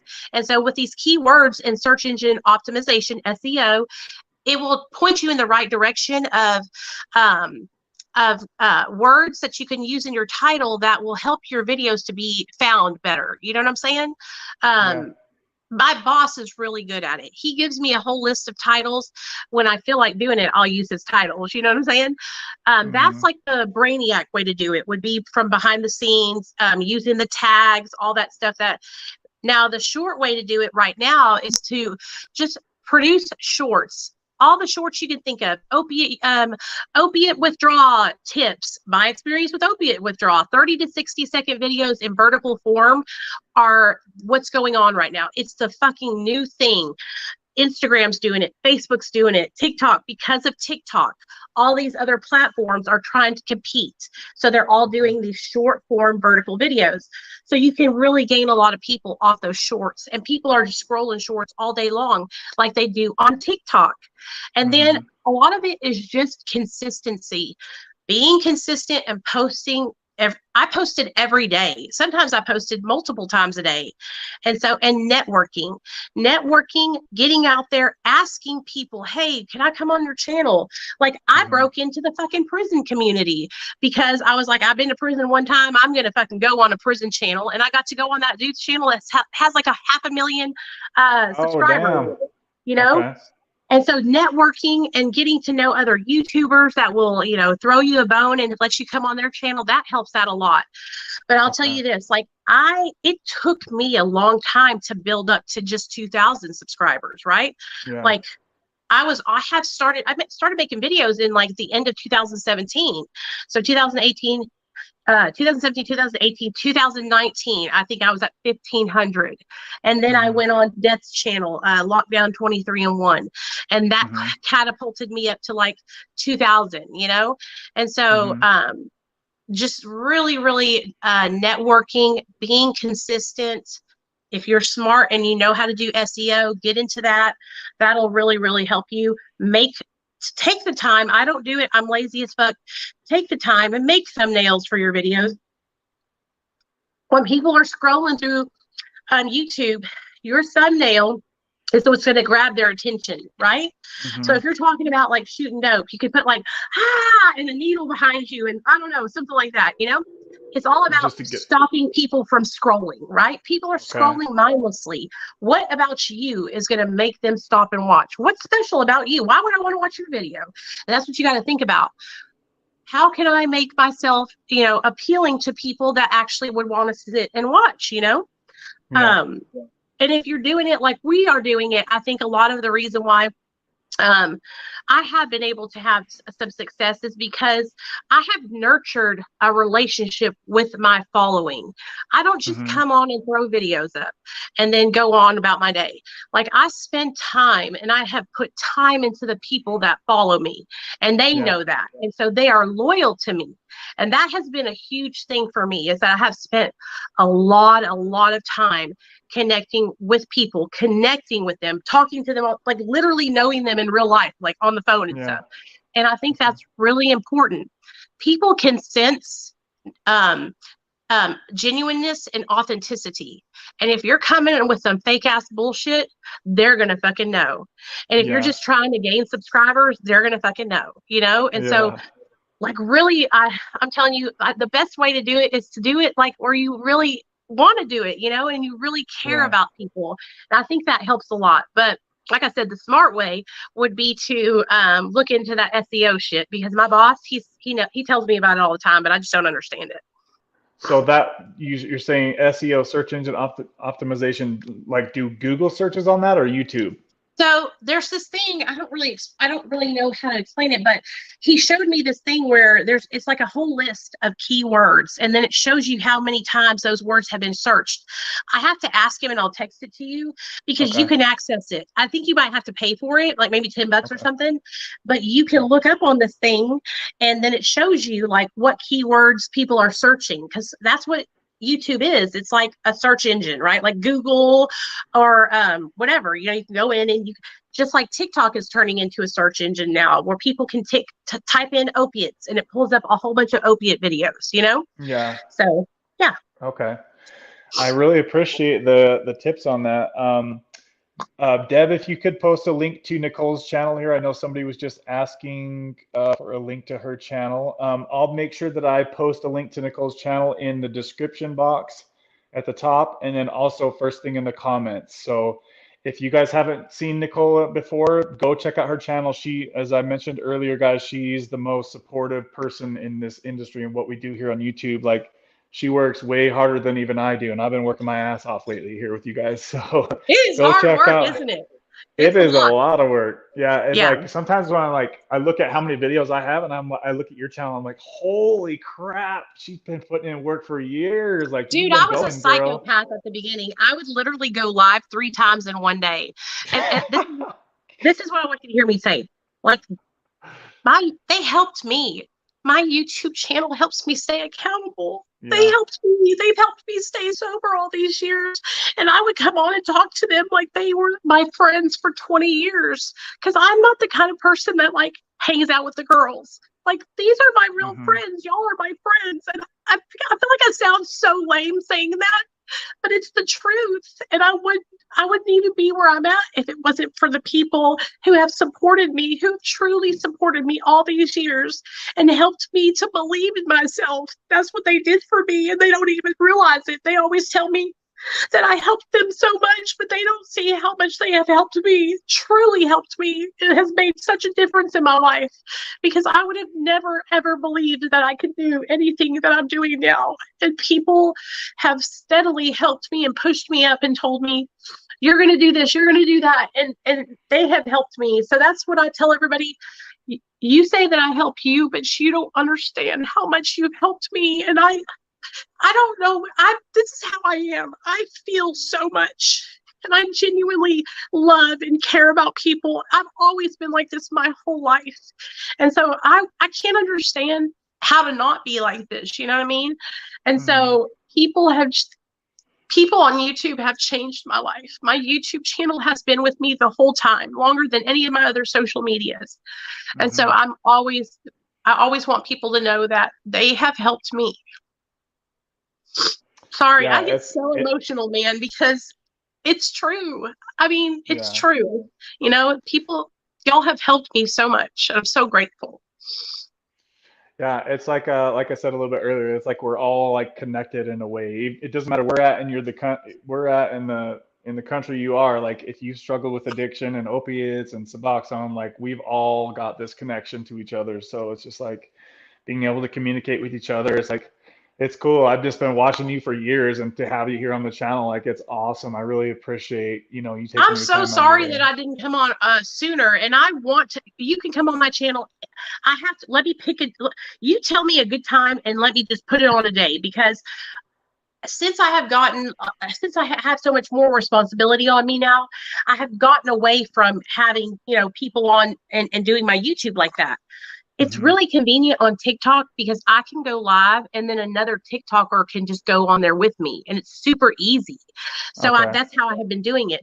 Here we have to get the StreamYard set up, which isn't hard, but I need to do it. And I would love to have you on my channel. I would love for you to just share about your life and how you got into addiction. So I want you to know that I'm going to have you on my channel. I don't ever want you to think that I don't want to, because I do. I'm just a piece of shit, and I've fucking been slacking. Oh, no, you've been slacking. You've been working is what you've been doing. I know you're busy as heck. And plus you have your family life too to run. So yeah, just shoot me a text and we'll figure out, whenever, no rush, whenever you're good. I would love to. I haven't never been on anybody else's channel, so I would love the opportunity to come on your channel and share my story. So just let me know whenever Everybody works will for love you. I know my girls, they'll be trying to get with you, so be prepared. I'll be making me blush over here. I already know. You have no idea. In the past, I've had good looking guys on. I have more guys on than I have girls. I don't know why that is, but I do. And they are all in the comment section asking if he's taken, is he married, all kinds of crazy shit. So be prepared. All right, I'll be ready for it. Yeah, but just let me know. I know you got to get off and take care of that other stuff. So yeah, I just want to thank you one more time, and I look forward to maybe we can do this again in another 6 months or something like that if you're able to. Hell yeah. Okay. All Okay, right. girl. Well, I love I'll you. let you hop off. Yeah, love you too. Thank you very much. Have a good day. Bye, you guys. Love y'all too. Okay, see you guys. Awesome, guys. Awesome stuff. Let me get this headset off here. Hopefully, you guys can still hear me. I've still got a little. You guys want to chat? Nah, that thing's kind of heavy. All right, what did you guys think? Was that fun or what? Man, that's been a long time coming to have her on. Can you guys still hear me okay? Is it too loud? Do I need to talk quieter? Let's see here. If you guys want to fire off some comments, go ahead and do so. I've got some time if you guys want to chill for a little bit. I'm really glad to have her on the channel. We've been talking about doing that for like a year now. Robert says, you don't sound lame. Hearing positive words is so important. I'm happy your YouTube family has helped you. What's up, Robert? Kingdom Within. Who else do we have in here? We have two Roberts in here. Guerra, and Wharton. Marky Rizzo. Hey, Marky, thanks for that. It sent me a notification as soon as you sent me that Cash App. So thank you for sending that. Keep some of that away from YouTube, like you said. It's funny what the message that you posted on YouTube about that. And who else? So we've had Callie Love has sent a super chat today so far. Marky Rizzo with the Cash App. Mark Brown and Anastasia. Thank you guys for helping out with some support. I really appreciate you guys doing that. It looks like we have still 27 people in here. How many likes have we got on this video? Did we get 30 yet? Let me take a look here. Tell me we got 30, guys. Tell me we got 30 likes, baby. What do we got here? Oh, we got 32. You guys are great. I don't have to hassle you. Please give me more likes. I'm like begging out here. Awesome. You guys are doing great with the likes today. I really appreciate you guys hitting that like button. That really freaking helps. Nicole just sent me a text. Oh, she's crying. Let me say something to her. Oh. Oh, I think she just meant when she was crying. Hopefully she's not still crying. No, that was awesome. I'm so glad we could have her on, you guys. I know a lot of you guys have been asking me when she was going to come on. So we've been, like I said, we've been talking about doing this for a long time. So I'm excited to go on her channel whenever she gets like unpacked and stuff. Oh, Robin says, what is your PayPal? Let me get you that for you. Sorry, I didn't know people really use PayPal very much. I appreciate that, though. Let me get that for you. Hold on a sec. PayPal.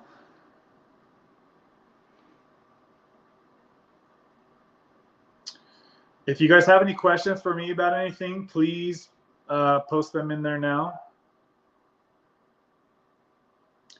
Geez, so much freaking Venmo stuff in here. It's like I use Venmo for a lot of stuff here. Hold on a sec, guys. Here. Side note: did you guys know that? PayPal or Venmo is owned by PayPal? I had no idea about that. Let's see here. Give me 2 seconds. Let me get you the. I think it is. Let's see. Hold on. Kingdom Within says, "Let me know if you're down to do a podcast." Yeah, I know we've been kind of talking about doing that for a minute too. Hold on a second, guys.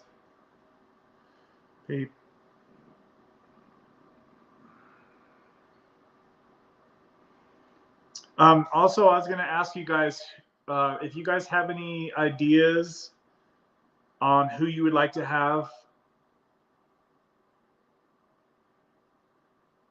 who you guys would like to have on the channel next. Put a comment in there and let me know.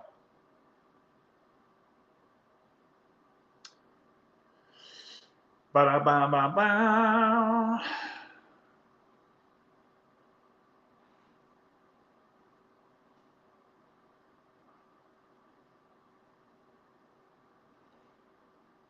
Yeah, let me know. Oh, Sonny, what's up, man? How are you, buddy?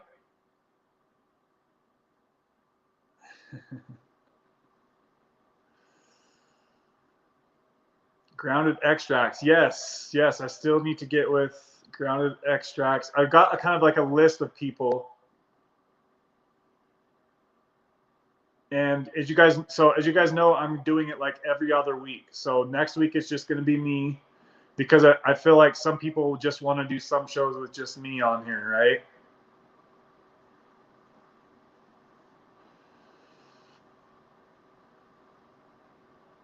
Dr. B, yeah. Oh my gosh. Yeah, I've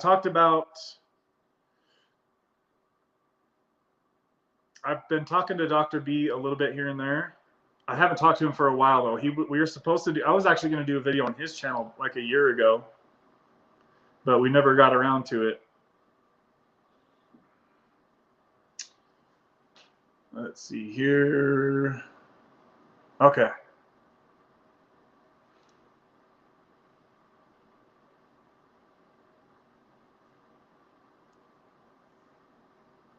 Gosh, I haven't been on PayPal forever, you guys. It looks so different now.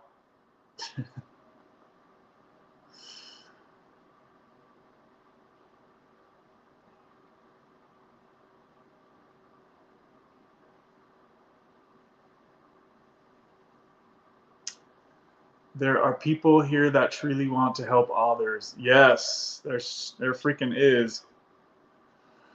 I think it's cute how she always gets emotional.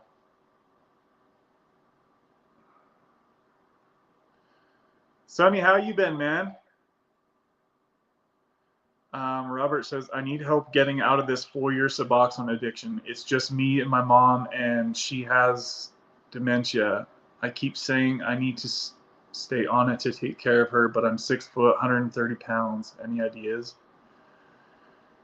What's your dose at, Robert? And have you been tapering, or are you just kind of chilling right now? Shushu Shunit says, tips on kicking a crack addiction. Honestly, I don't have any experience with that. So I would not know where to start with that one. My apologies. I think you could probably go ask Nicole on her channel. I think, I'm not sure if that's the same as, is that the same as meth? I'm not sure, you guys. I know it's a stimulant though. Let's see here.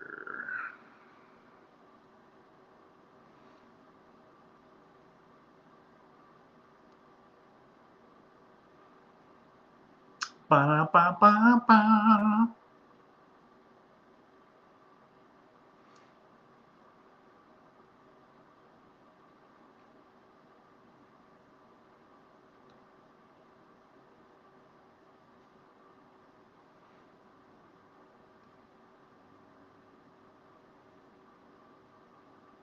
No cap. I'm just kind of reading through some of the past comments, guys.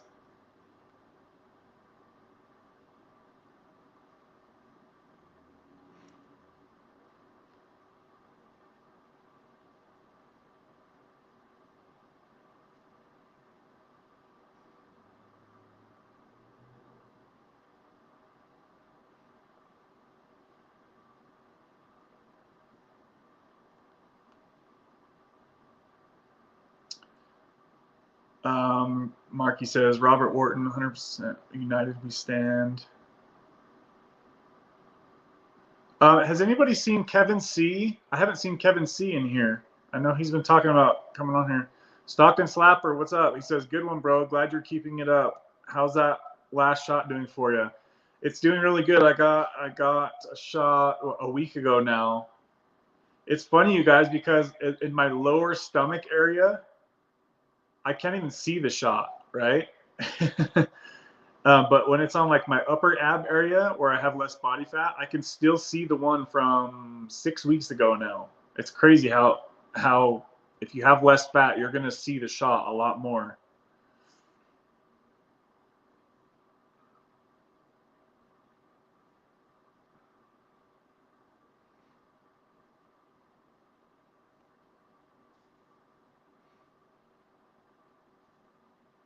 What other comments you guys got for me here? Mark asks, is this your last shot, Kev? No, I'm going to get at least one more, maybe two. My doctor's trying to push me for 6 shots. I'm not sure if I want to go that long.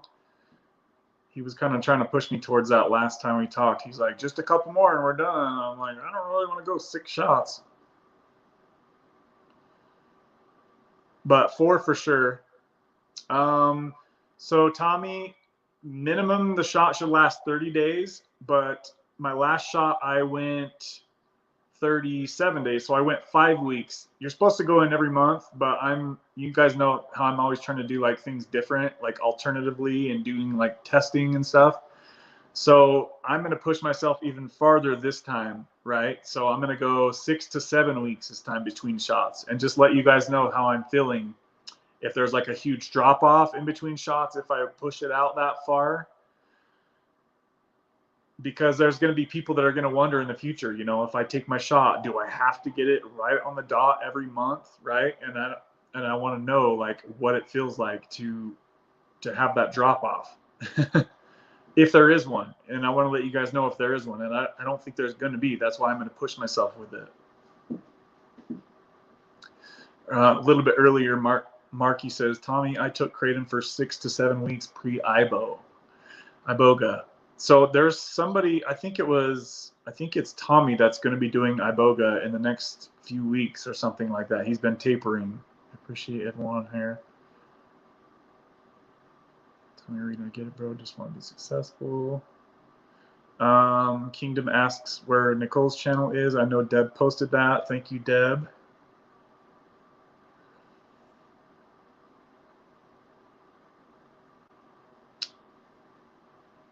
Okay.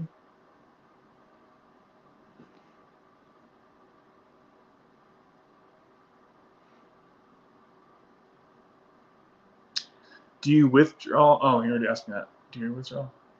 Oh, Sonny says, Kevin, you're doing great with this channel. So happy for you and nice to see it grow. You give good, helpful info. I hope it gets bigger. Hey, brother, thanks. I hope it does too. It's sure taking its time.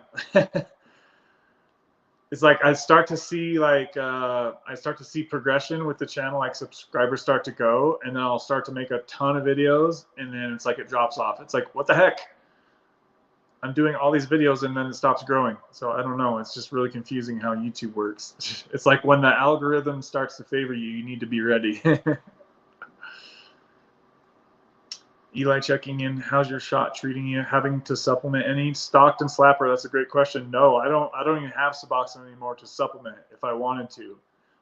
If I did have my stockpile of Suboxone that I had, I likely would be supplementing here and there just because it's just too tempting. So for you guys that are new to Sublocade, you have to make that choice to get rid of your Suboxone, guys, because if you don't, I can almost guarantee you that you're going to be supplementing, guys. That's just as straight up as it gets. You guys have heard me say in the past that if you're not ready to give up control, then you're probably not ready for Sublocade. You have to be ready to feel normal all day and all night. No more spikes of medication kicking in with your Suboxone. You're not going to feel it any longer. Robert says, about 2 milligrams a day. I tapered over the last year from 4 milligrams to 2 milligrams a day. Well, what's wrong with 2 milligrams a day, brother? That's a good dose. You should have minimal side effects at that lower dose. I don't want you to try to rush off from 2 milligrams a day, but hopefully you're not self-guilting yourself over that. I mean, that's a small dose. You know, there's a lot of people out there that are on 32 milligrams a day. And those guys have a lot of side effects, you know. So the fact that you're down to 2 milligrams a day, you should be really proud of yourself for getting that low. There's a lot of people that would kill to be down to 2 milligrams a day.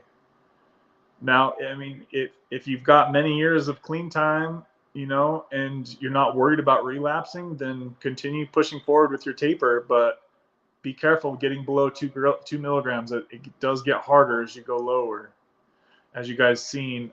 Side note, I think, Deb, you'd mentioned a little bit earlier that you're a 0.25, and I think Zach said that too, right? Sonny says, Yo Kev, let me scroll down here. Yo Kev, this month, November 2022 is 2 years off Suboxone for me. 2 years, man.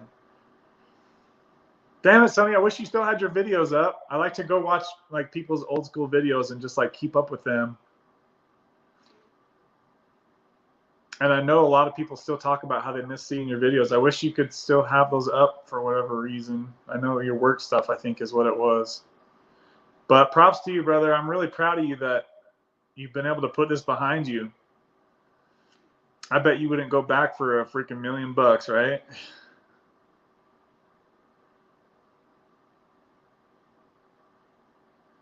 Yeah, Sonny's videos helped a lot of people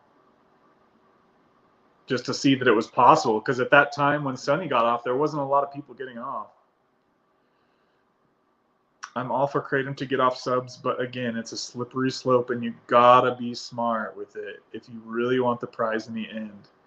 Yeah, Sonny used like micro doses of Kratom, you guys. He was extremely motivated and dedicated to not letting the Kratom hit his receptors. And that's what I tell a lot of people. If you're gonna try to use small doses of Kratom to get off of subs, you need to be, and I think Marky's buddy was talking about this the other day, you need to be down to 0.5 milligram of Suboxone every other day for the tiny bits of Kratom to help get you off of Suboxone, right? So you need to be down to like 0.5 milligram, 1/4 milligram, guys. If you're going to try the Kratom route, don't try jumping off of 16 milligrams of Suboxone and thinking you could just take a few Kratom tablets and be just fine, because that's not how it works. You really got to get down to the low doses of Suboxone if you're going to try taking small doses of Suboxone or Kratom to get off of subs, just like Sonny did.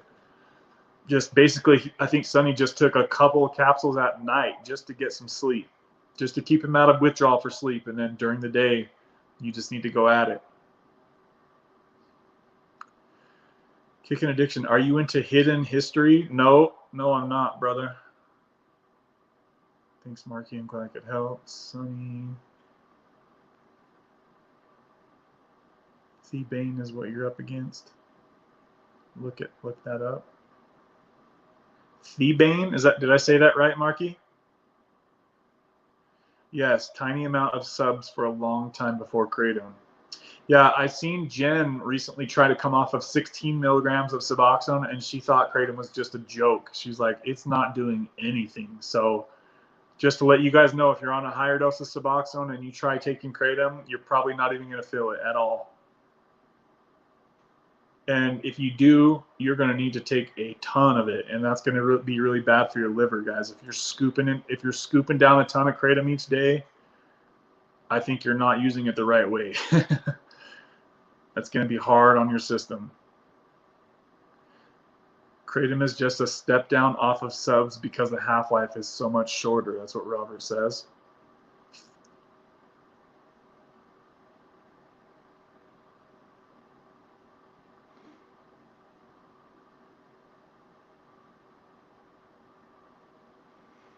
What other comments you guys got there? Tommy says, subs stick so hard to the receptors, so long lasting. Yeah, it's crazy. I've heard some people say that Suboxone like gets in your bones. I don't know if that's like just like a metaphor, but that doesn't sound very realistic to me. But some people have said that like they don't withdraw for quite a while after getting off of subs. So I guess everybody's different. I don't see how it could physically get into your bones. That must just be a metaphor. Mikey says, what up, Big Kev? What's up, Mikey? How are you, buddy?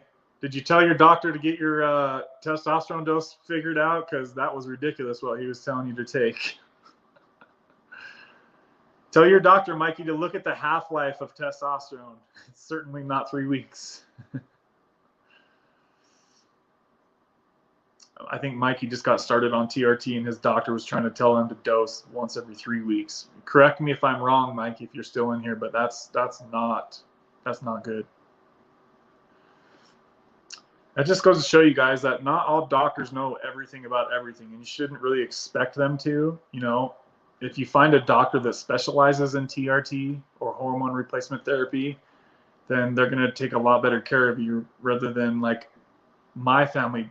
My family doctor, I found out that he wasn't even a doctor. He was a physician's assistant. So when he first started me on TRT, he told me to take 1 shot a month, and it made my testosterone crash lower than it was without testosterone injection. And I was like, Doc, you're killing me here. And then I said, how about we try once a week? Like I kind of had to suggest it to him, and he's like, okay. Remember, guys, doctors are just people too.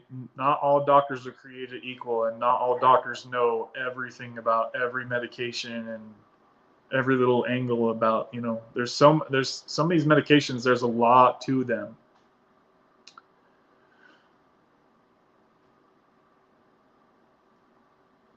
Robert says there's a lot of reasons for me to get off of it. I'm scared though.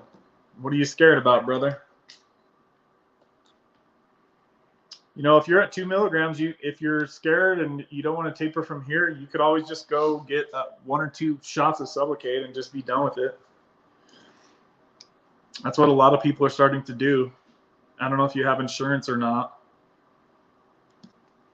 Deb, are you still in here? I haven't seen you for a while. Hopefully Mama Deb's still in here chilling.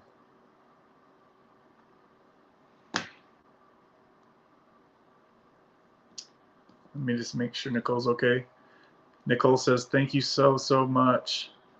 I really enjoyed sharing with everyone. I'm just so grateful. Thank you for acknowledging my growth. That means a lot. Oh, she's such a sweetie.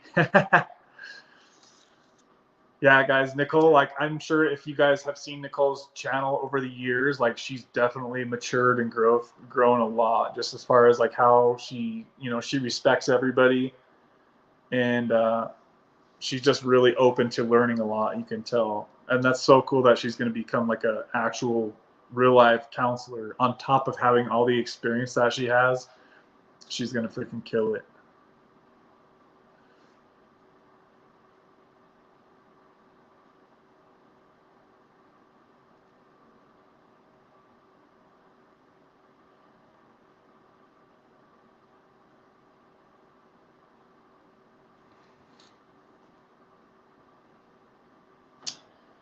Okay, let's see here, guys.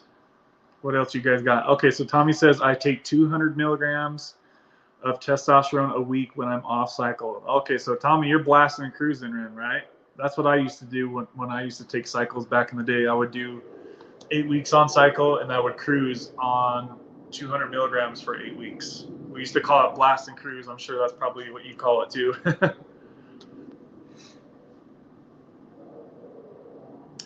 Side note, Tommy, what is your, like when you are on cycle, like do you get up to like a gram or do you go more as far as total milligrams of like PEDs altogether? It's cool to see somebody else talking about like testosterone's like fitness lifestyle. I don't really ever have a lot of people talking about that, surprisingly. I think it's methadone that gets in your bones, not subs. What's up, Amy? Thanks for the comment. No Cap says, you think I would need TRT at 33? No Cap, I've been on TRT since I've been 29, I think. I've been on TRT for like 13, 14 years. If you're on opiates or Suboxone or Kratom, then you need to have your doctor check your testosterone level, because I almost guarantee you're below the normal level and you likely need some supplemental testosterone. So yes, anybody watching this video is probably either on Suboxone or Sublocade or Kratom. You need to talk to your doctor, even if you're 31 years old or 30 years old, especially if you're having issues with sexual performance or desire or making gains in the gym, or if you're always depressed and low energy. These are all signature signs of having low T, guys. So if you have any of those things, it's a simple blood test. Your doctor can find out in just a couple of days if your testosterone is low. Highly suggested that you guys all check your testosterone levels, because it's dangerous for men to have low testosterone. I think it's actually more dangerous to be lower than to be higher than normal. I've actually done some research on studies on that. Amy says, what is kratom? Kratom is a natural herb that people use for pain remedy, and some people use it to tap on their opiate receptors if they're trying to come off of like Suboxone. It has a whole bunch of different uses, but mostly it's made for pain, basically, people that suffer from pain. Oh, there's Deb. Good to see you, Deb. I wasn't sure you were still here. Doctors learn from pharmaceutical reps. Dang, I'm a little bummed out that Kevin C didn't make it again, guys. Hopefully he can start showing up, because I really would like to have his presence around here.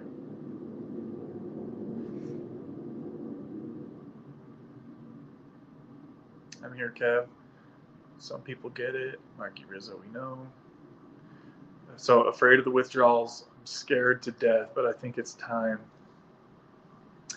Well, I mean, if you have time, Robert, you can try jumping off and see, some people out there can jump off of 2 milligrams and they can get through the withdrawal. There's people, who was it? Was it Kristen?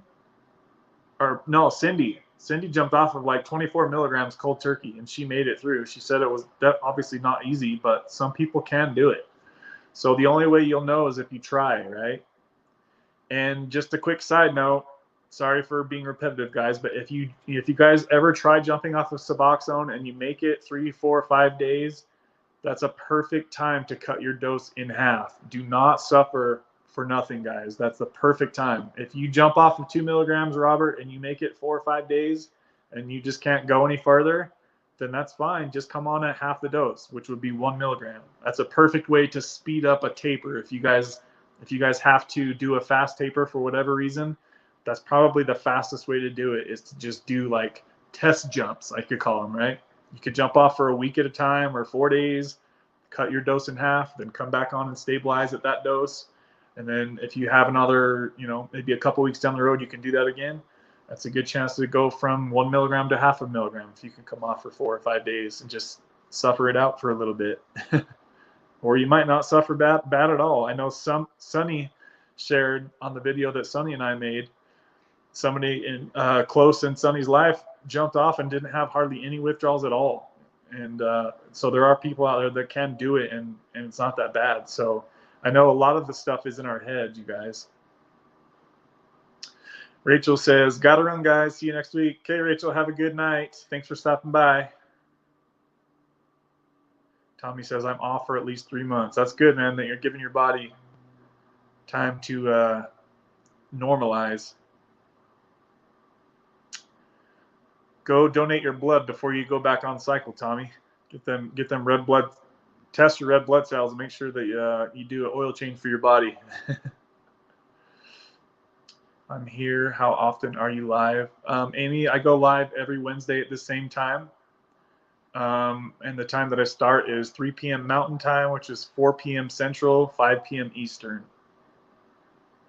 And that's every single Wednesday. We're all here. We had almost 30 people on here today, guys. That was freaking awesome.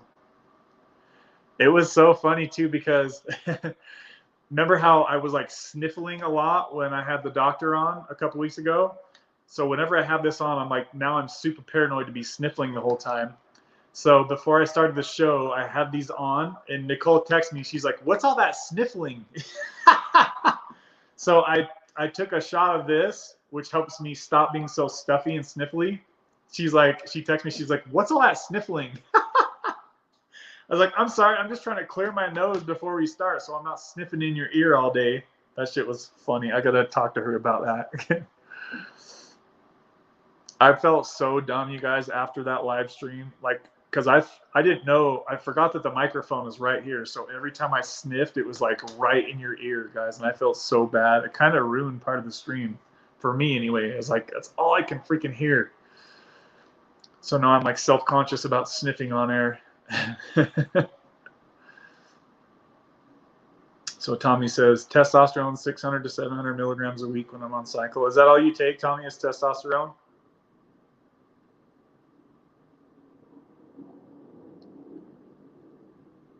At Robert, you need to taper down low before you try to stop. Yeah, most people need to taper really low, guys. Like down below 0.5 milligram is recommended.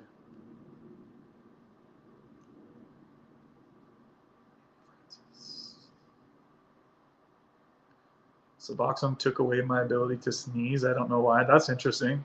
I've heard someone else say that before too. So I've been in Subutex for 2 years. Probably time to come off. Thank you. I'll look into Kratom. So Amy, before you do that, make sure that you taper down to such a small dose, like tiny, tiny doses before you try the Kratom route. And I always tell everybody, be careful using Kratom, because some people can definitely get addicted to it. It has, if you don't know that you need to be warned about Kratom, then you just need to be warned about it. It's a great tool to have in your toolbox for a lot of people, but just know that it can be abused if you take enough of it. Marky says, mine's 330-ish. I'm sure it's better now, so I'm scared to get it rechecked. I'm a damn sexual Tyrannosaurus. Yeah, you're probably up around 800, I bet, if you're noticing like a huge difference.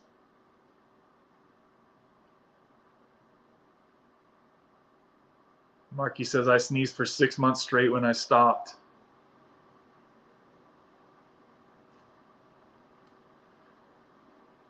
Tommy, I started sneezing last night in the middle of the night.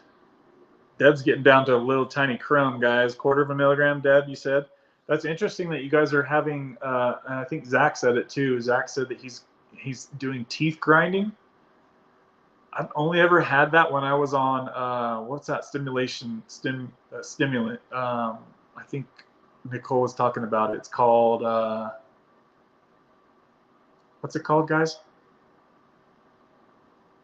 It's like the stimulant the doctors give you for like focus and energy and stuff. That's the kind of stuff that made me grind my teeth. I forgot what it's called though right now.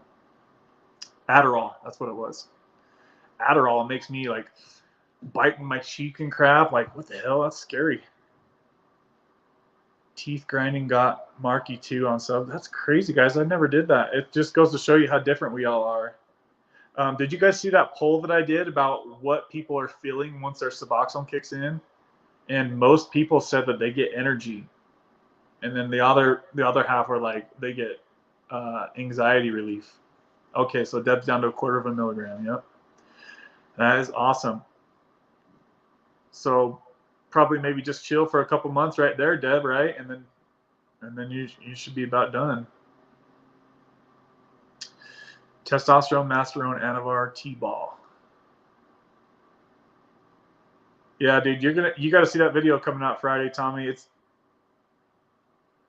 I have experience with all of that stuff you just mentioned, and I actually talk about it in that video. Side note, guys, there's a video coming out this Friday that shows my fitness transformation. I went from 130 pounds soaking wet to 240 pounds buffed up. So I know that a lot of you aren't really interested in my fitness lifestyle, but I think it would be cool if you guys could go watch that video. No, that was not an all natural transformation. Yes, I'd used steroids in my 20s. No, I'm not on steroids anymore. I take testosterone from my doctor that is prescribed and I'm tested. So just wanted to let you guys know there's a pretty cool video showing my fitness journey coming out this Friday, okay? So just giving you guys a heads up. I'm trying not to wear out the addiction talk because you guys know that I'm putting out so many videos lately. It's like I need to start talking about other things or else the channel's never going to grow. But just know that we're always going to keep Wednesday's live streams about addiction. That I promise you.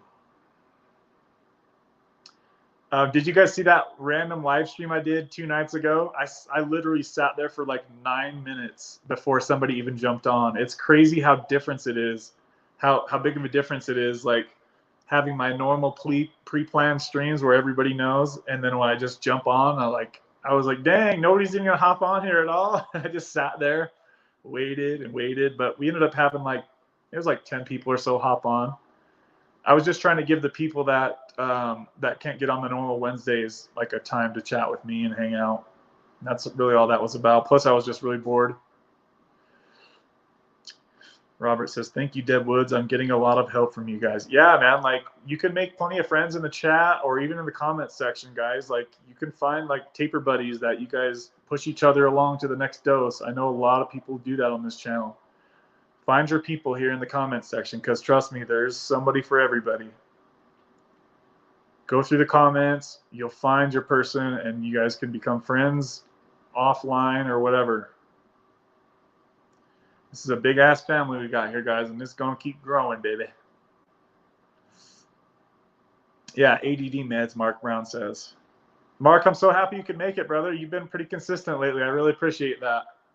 And also, thank you for the super chat earlier. That's awesome. You've been really consistent with super chats as well, brother. So I appreciate you doing that. Egg white phone, baby. Teeth grinding. Okay, so Mark, you already read that. Let's see. I like that Predator reference.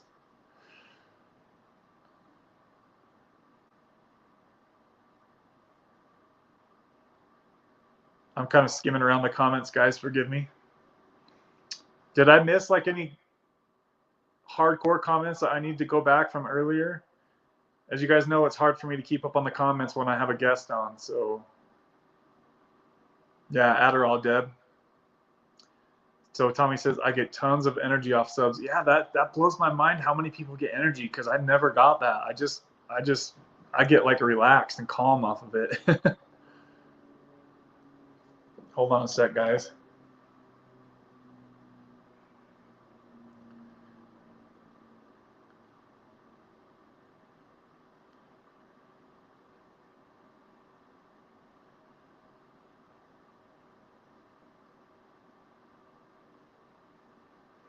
I can't believe did you guys see the phone cut off at an hour and a half when I had Nicole on? I like that she kept going too. I forgot to tell her that might happen. I was like, oh crap, I forgot to tell her the phone's going to cut off at an hour and a half, but she just kept going. She probably knew that would happen.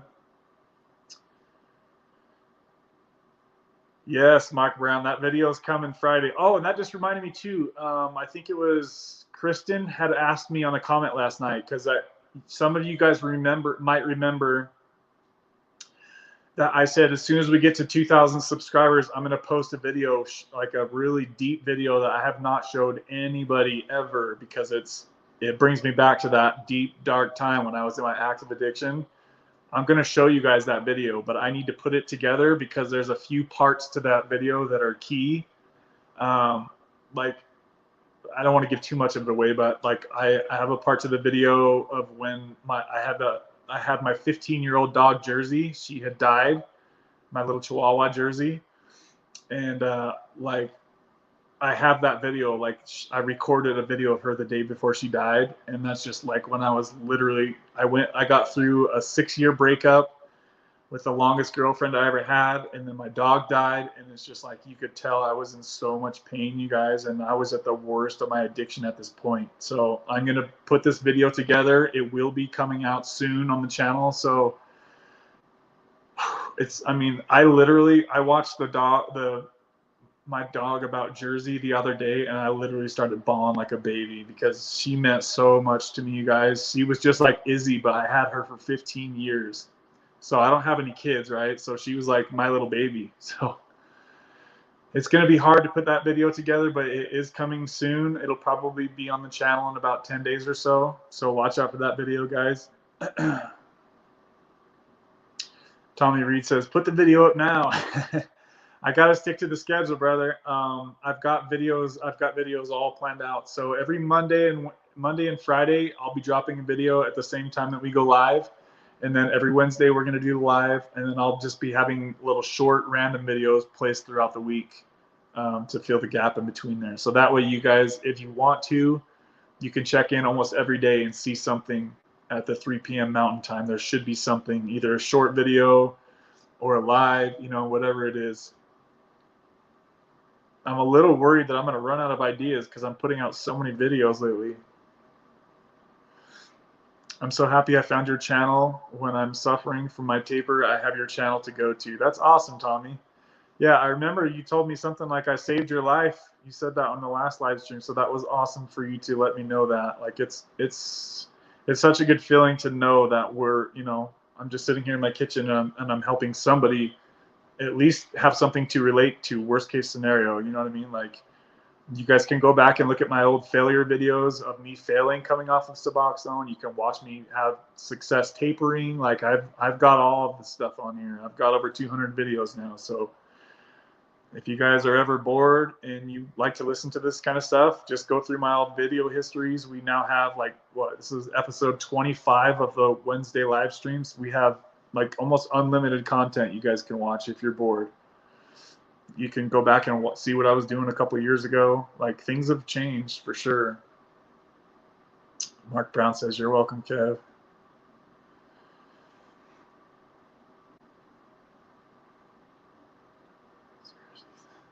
So Marky and Deb are about to talk about conspiracies. We're more than friends. We're family here. Yes, we are, Deb. I just got to say, shout out to you, Marky Rizzo, man. You've been really consistent in here lately, brother. I appreciate you. You're awesome. My man coming through. I think he's been in the live stream like 4 weeks in a row now. It's funny because I start to see who's like, who's like the diehard people of the channel. Where are you filming from? I'm in northern Kentucky, 20 minutes from Cincinnati. I'm in Utah, about a half hour away from Salt Lake.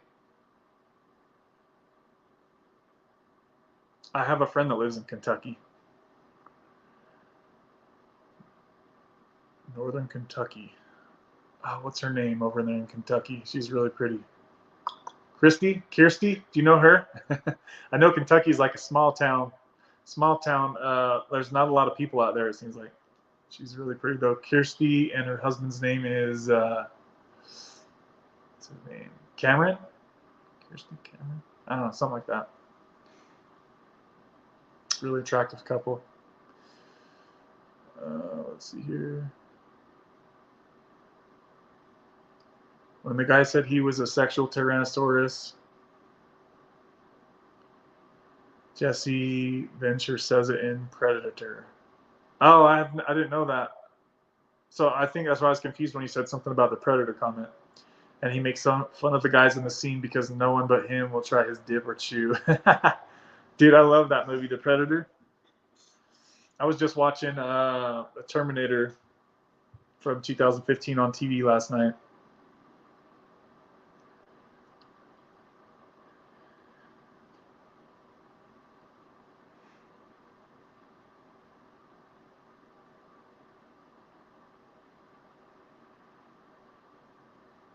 You won't run out of videos. Make videos of questions people ask you. I've definitely thought about doing that. On subs, Sublocade, cars, fitness. Yeah, I have a car channel, if you guys didn't know. It's linked in the description of the videos. It's like a car / motorcycle / fixing cars. There's some old racing content of me back when I would race back in the day in my cars and motorcycles.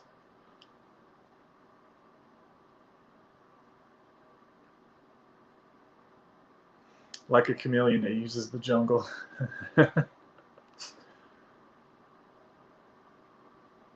Mark, you would love to get more of your insights on Ibogaine. Yeah, Marky has been like responding to people on the Ibogaine video he did. So if you guys haven't seen that yet, go back like a month ago and you'll see the video that Marky and I did, and he shares some Ibogaine experience. I don't think I know them, but I'm a Sam. What's a Sam? And I don't get out much. Yeah, I didn't figure, but it's been weird though, because Mark Brown knows a guy that lives 13 minutes. His shop is 13 minutes from my house. That blew my mind when Mark Brown said that. He's like, dude, do you know of this shop? I'm like, that's literally right down the street from me. It's just, you never know who knows who, you know what I mean? Those movies are the best. Schwarzenegger was so cool. Yeah, Marky just brought up the Ibogaine video. Oh, Melodome. They said to Marky, we might know the same guy that does the treatment. Yes, Deb just posted a link to my car channel, guys. If you're bored, go check it out. Just a side note, though, if you do check that channel out, I don't ever talk about anything addiction on that channel. It just, if you guys end up watching something on that, a lot of Corvettes and BMW content on that channel, if you ever like talk about any addiction stuff, like I won't even respond to it because addiction stuff is only on this channel, guys. So just a heads up. Thanks for posting that, Deb.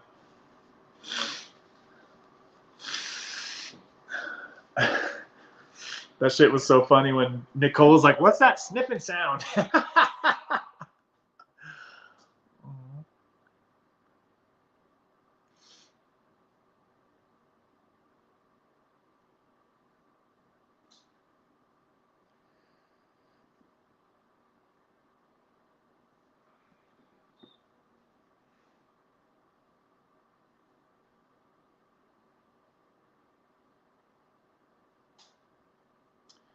And Amy says, yes, I know, laugh out loud, stay-at-home mom is, oh, stay-at-home mom. So I don't know your story.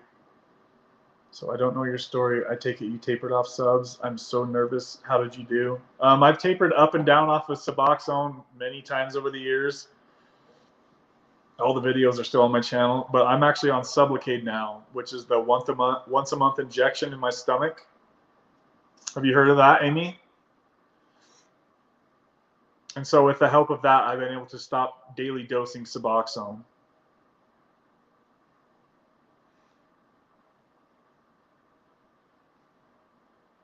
Oh, what else was I going to say to you guys? There's something I'm forgetting. I forget what it was. So next week, guys, it's just going to be me on the live stream, okay? And then the week after that, I'll have another guest on. I'm going to do every other week going forward. Where's Mikey at? I know he likes when I'm on here by myself. Okay, wow.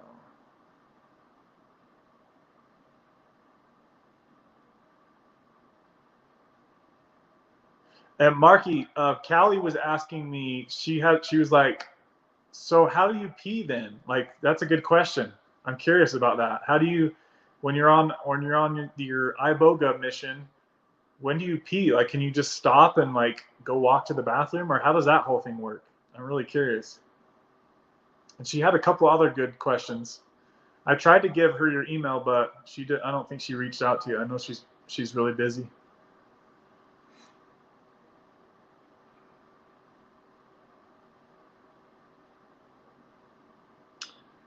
Yes, I know. Laugh out loud. Stay at home mom. Oh, it's like I think it double posted that. Yes, I've heard a bit, but don't know much about it. Doc mentioned it, but I'm in the bad habit of pill every day, so I need to get past that first. Well, I was in the same. A lot of people that are on Suboxone, it's hard to get past that daily habit. But if your doctor gives you your Sublocade shot, then you just have to know that your medication is already in you. You can feel it in your stomach, right? So that will help you to break that mental habit. So that way, when it comes time for the shot to wear out of your system, then you've already beaten the mental addiction to Suboxone. And that's where I'm at right now. It was a lot easier than I thought it would be, you guys, to break that daily habit, because I've been daily dosing for 15, 20 years between my opiate addiction and my Suboxone dependence. It's been a good 20 years that I've had to do this every single day, right? And since I got my second shot of Sublocade, I've been totally done with that. And I got off of my 13-year Ambien addiction too. So things are really improving for me. If you're somebody who has to get off of Suboxone right now, then obviously Sublocade is probably not the way you want to go. But I don't see why it would matter to just rush off of it right now. Like, I don't even feel it at all, ever. It doesn't kick in and out like Suboxone does. It's just a very slow, steady stream. That's why you feel totally normal once you go on Sublocade. Okay, so Marky says, yes, you can. I got up and held onto the wall and sat down like a chick to pee. Okay, yeah, I wasn't really sure how that would have worked. So when she asked that, I was like, I've been curious about it ever since. She asked another good question too. Let me see if I can add. Let me pull it up real quick, Marky. Hold on a sec, because she had a couple of good questions, and I don't think she reached out to you. Let's see here, Callie Love, where you at, girl?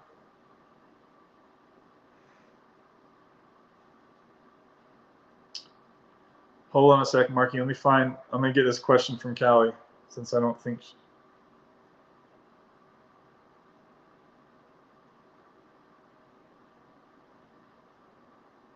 Oh my gosh, it's so hard for me to find.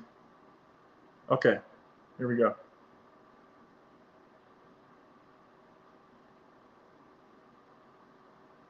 So,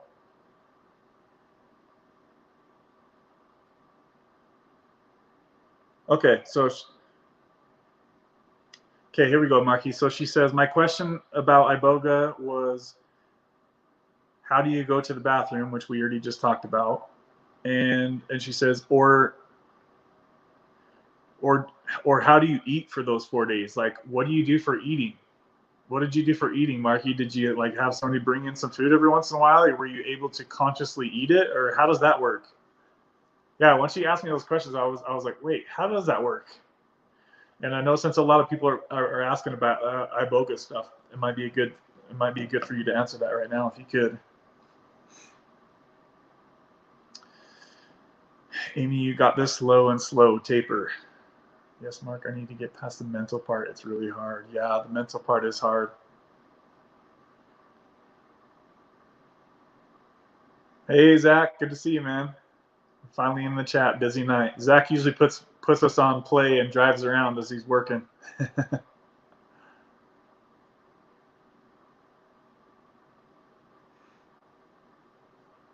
Amy, after dosing every day for 17 years, I get it. The mental addiction of dosing gets me. Yeah, I know. That gets to a lot of people, and it can really weigh your spirit down every day by having to think about that crap all day long. It can take a lot of your free spirit, your free time is just wondering when you're going to take your next dose.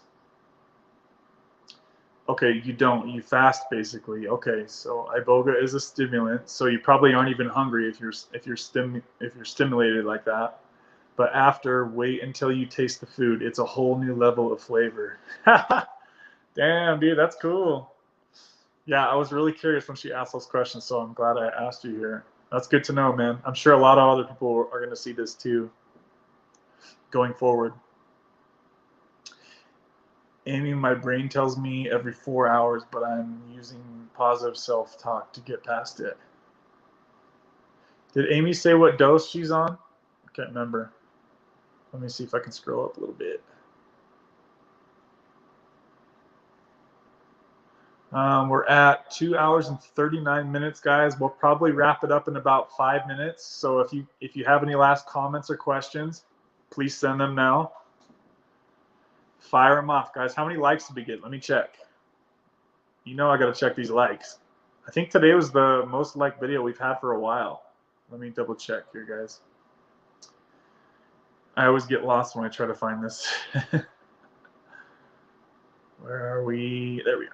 We got 34 likes, guys. Can we get to 35? Can one more you hit that like button for me here before we wrap up here? Okay, so Amy's on 16 milligrams. So yeah, Amy, then how long have you been clean for, Amy, from the harder stuff?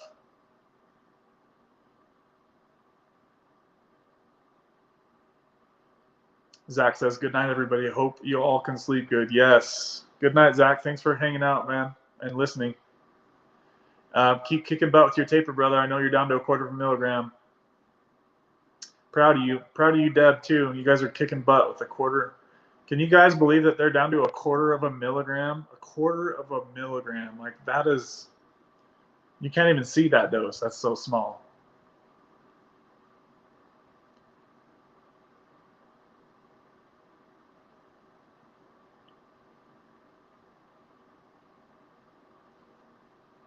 So she did the 35th, like, clean 7 years from the other stuff. I did the 35th. What does that mean? Like number 35? I'm confused on what the 35th means. So Amy's been clean for 7 years from the other stuff. So she's on 16 milligrams. I mean, you could just start tapering. Does your doctor ever talk about tapering, Amy? You'll hear a lot of people say that less is more with Suboxone, and that is the truth, you guys. When you're on the higher doses, like 16 milligrams and up, you can kind of start to feel like a zombie. You can kind of feel like you're like separate from the world in a way, or like foggy. There's like, I used to call it the Suboxone fog. Like, it just seemed like life was foggy and dull. Oh, she was the 35th person to like. Okay. Sorry. Sometimes I get a little confused here on the videos. So thank you for hitting that. Thanks for being the 35th like on here.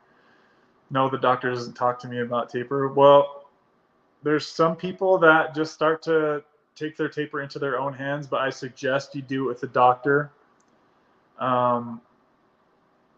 You know, you could easily go down to 14, or let's see, 16. You could easily go down to 14 or 12 milligrams, and I almost bet you wouldn't even feel anything at all. I know Jen is recently doing that. She went from 16 to 12 milligrams, and she says she couldn't even notice a difference. But yeah, it's really easy to start tapering down from the higher doses around 16 milligrams. Most people can get down to like 4 milligrams pretty easily. It's when you start going down below like 4, 3, 2, 1 milligrams, that's when it starts to get a lot harder. Just remember that it's not a rush, and the most important message I want you guys on this channel to know is the number one thing is to do is not relapse, guys. Not to rush off Suboxone. That's not the importance here. Not to rush onto Sublocade, not to rush onto Kratom. The number one important thing is to never relapse, because there's so many fake drugs going around right now. If you have been off of hard stuff for 7 years and then you try to rush off of Suboxone too fast and you decide to relapse for whatever reason, it could just kill you in one pill. There's been a lot of people that are dying off of one fake pill right now. So I always tell you guys, never relapse. That's the #1 goal of this channel, is to make sure that you guys never relapse, no matter what, guys. You can take 10 years to taper off Suboxone if you want, but do not relapse.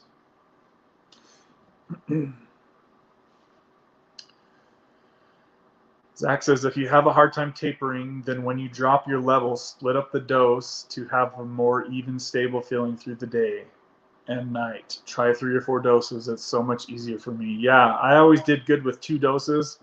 I did 1 dose in the morning and then 1 dose in the PM. But yeah, some people do better with 3 or 4 doses, and that will keep your blood levels much stabler through the day. If you're taking 16 milligrams all at once, you're going to get a huge spike, and that's going to really mess with your emotions, right? It's going to either give you a lot of energy or a lot of anxiety relief, or whatever you get from the feeling that you get from Suboxone. It's going to all kick in at once, and then you're going to feel like this the rest of the day.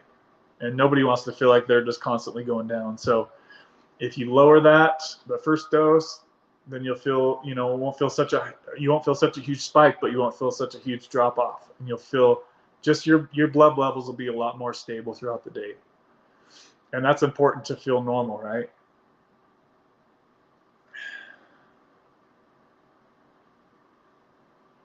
Splitting the dose. Deb says, I agree with Zach about splitting up the dose to 3 or 4 doses a day. So she could do like 4 milligrams 3 or 4 times a day, and then she would just be pretty chill all day long. Okay, she don't do it all at once. She does 4 doses a half at a time. Okay, so yeah, she's already doing that then. That's good.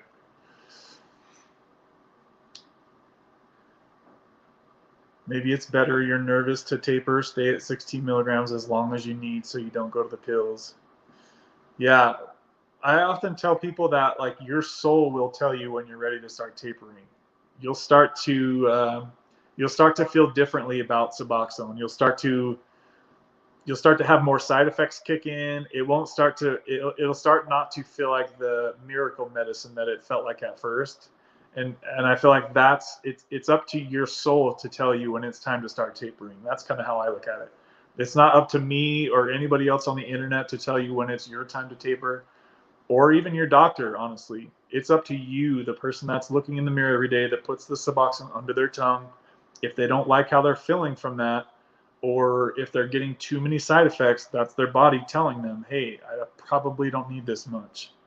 So at the end of the day, guys, you have a doctor, you have people on the internet, but at the end of the day, it's up to you, the person that looks in the mirror. You need to make the best call for you. If you're feeling really guilty about it, that might be a reason for you to want to start tapering. But you shouldn't feel guilty, guys, because Suboxone does save lives. As long as you're not abusing Suboxone and you're using it as prescribed and you're not feeling like this crazy high from it, then there's no need to guilt yourself, especially if you're getting it from your doctor.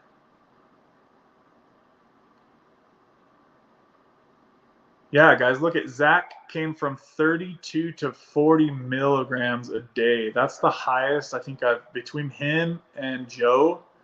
Those are 2 of the highest people I've ever heard of on high doses of Suboxone. Over 17 years, and now over just 7 months, he went from 40 milligrams to a quarter of 1 milligram, you guys. That is freaking beast mode on right there.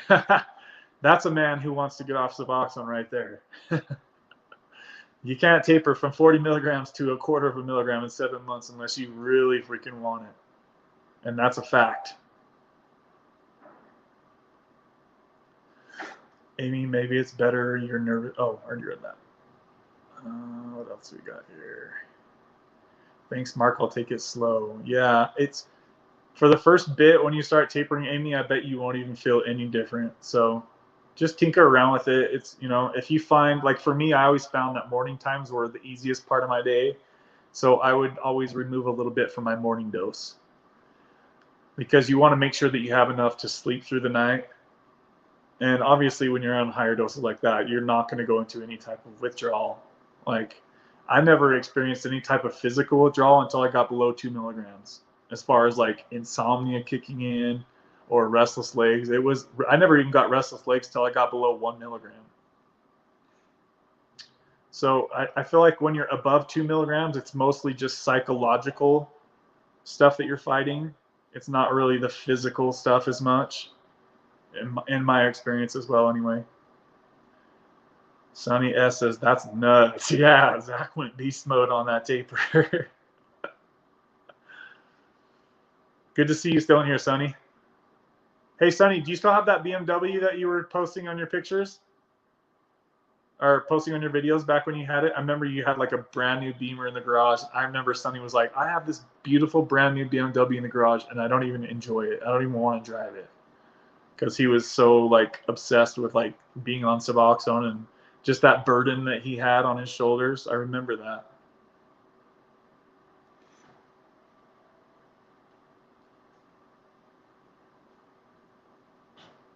Oh, Amy.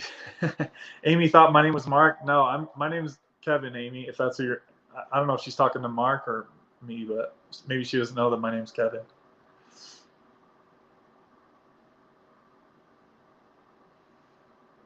Let's see here. It's not been easy, but it's making me so much stronger. Huge personal growth. Yeah, that would definitely do it. Yeah, he agreed with me. He says, same, below 2 milligrams is game on.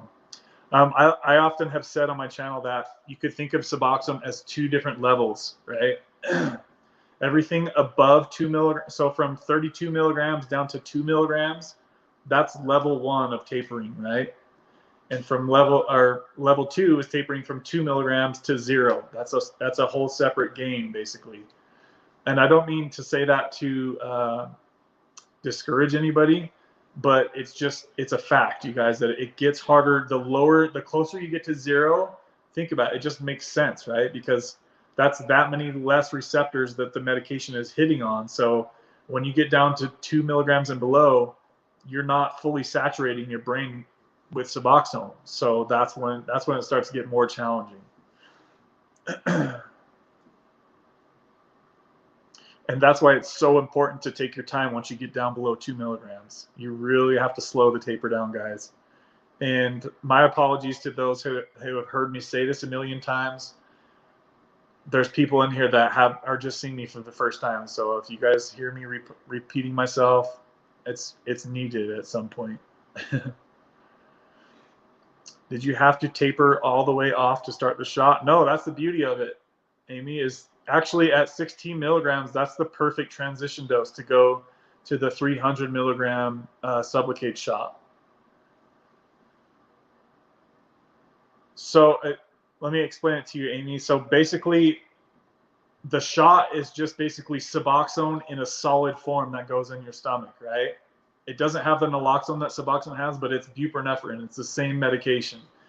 It's just that the Suboxone half-life is 35 hours, and the half-life of the shot is 45 to 60 days. And so that's why you don't ever feel it, because it lasts so long, right? It's just slow and low, or it's just long and slow. And then your Suboxone, it comes in and out of your system faster. That's why you feel it.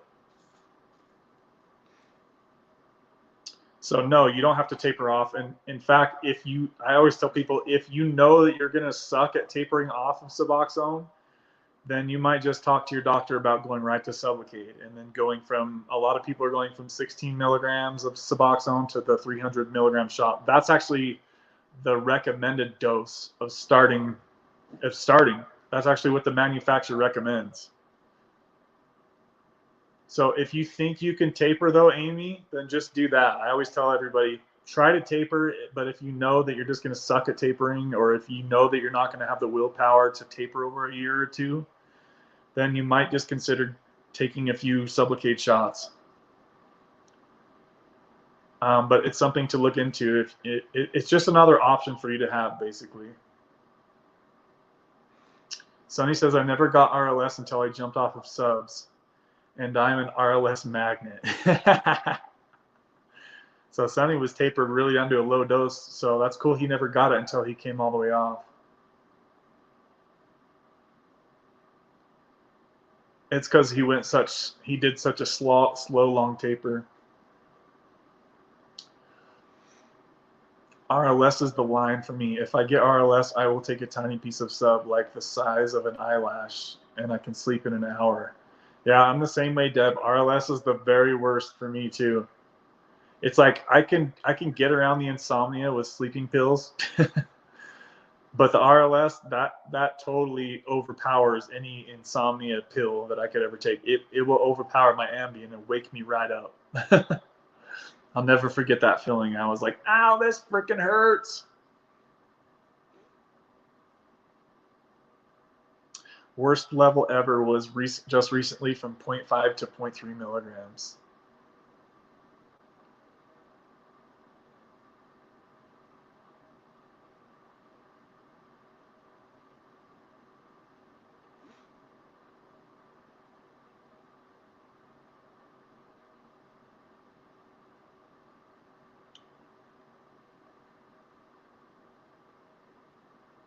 Yeah, Amy, so that's literally exactly what you're taking then, because you're on Subutex, which all Subutex is buprenorphine. That's the same exact thing that the shot is.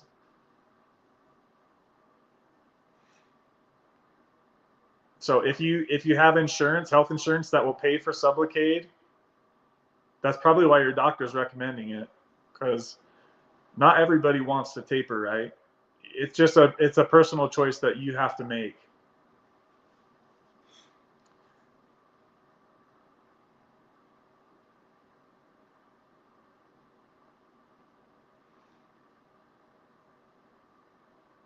RLS makes me a total weak ass.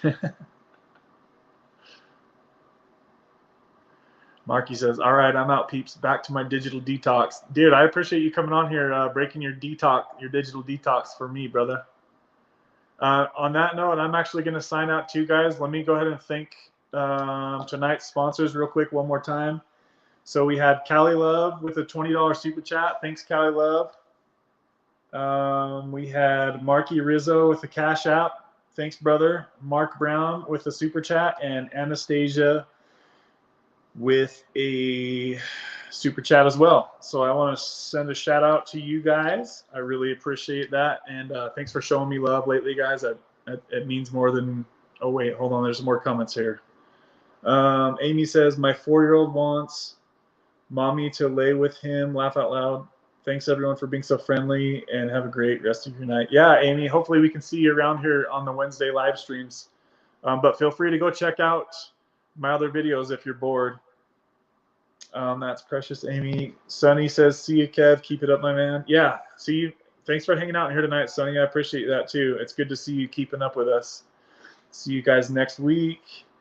Okay, Deb. Keep kicking butt on your taper, Deb and Zach. I'm really proud of you guys. And thanks for your help, Deb and Marky, in the Blue Wrench department. I appreciate you guys helping out. So we're going to wrap it up here. Almost 3 freaking hours. Guys, I don't know how we keep going so long with these streams. Like I said, I could talk about this stuff for freaking days, man. Like I could just keep going and going, but I know that people got to get to sleep. I actually got to go to the gym after this, so I'm going to be my voice is drained from talking so much. But make sure if you guys are watching this on the replay, if you got any value from today's message, or if you just want to show your support, feel free to hit the super sticker donation, and that would be much appreciated. And yeah, that's really what I wanted to end on. Don't forget to check out the video coming this Friday, where I share my from zero to hero story, going from 130 pounds to 240 pounds, guys. That's going to be a different video. So again, bear with me going forward. If you guys see a video that you don't relate to, whether that's fitness related or toxic relationships or whatever, just bear with me, guys. That's just me trying to find different ways to grow the channel. Okay, guys? Every Wednesday, we're going to be talking about addiction, and we're going to continue to have guests on the channel. So if you like what you've seen here tonight, feel free to keep coming back, because we're going to keep it going, guys. Okay, don't forget to hit that like and subscribe button, and we'll see you guys next week. Take care, guys. We'll see you soon.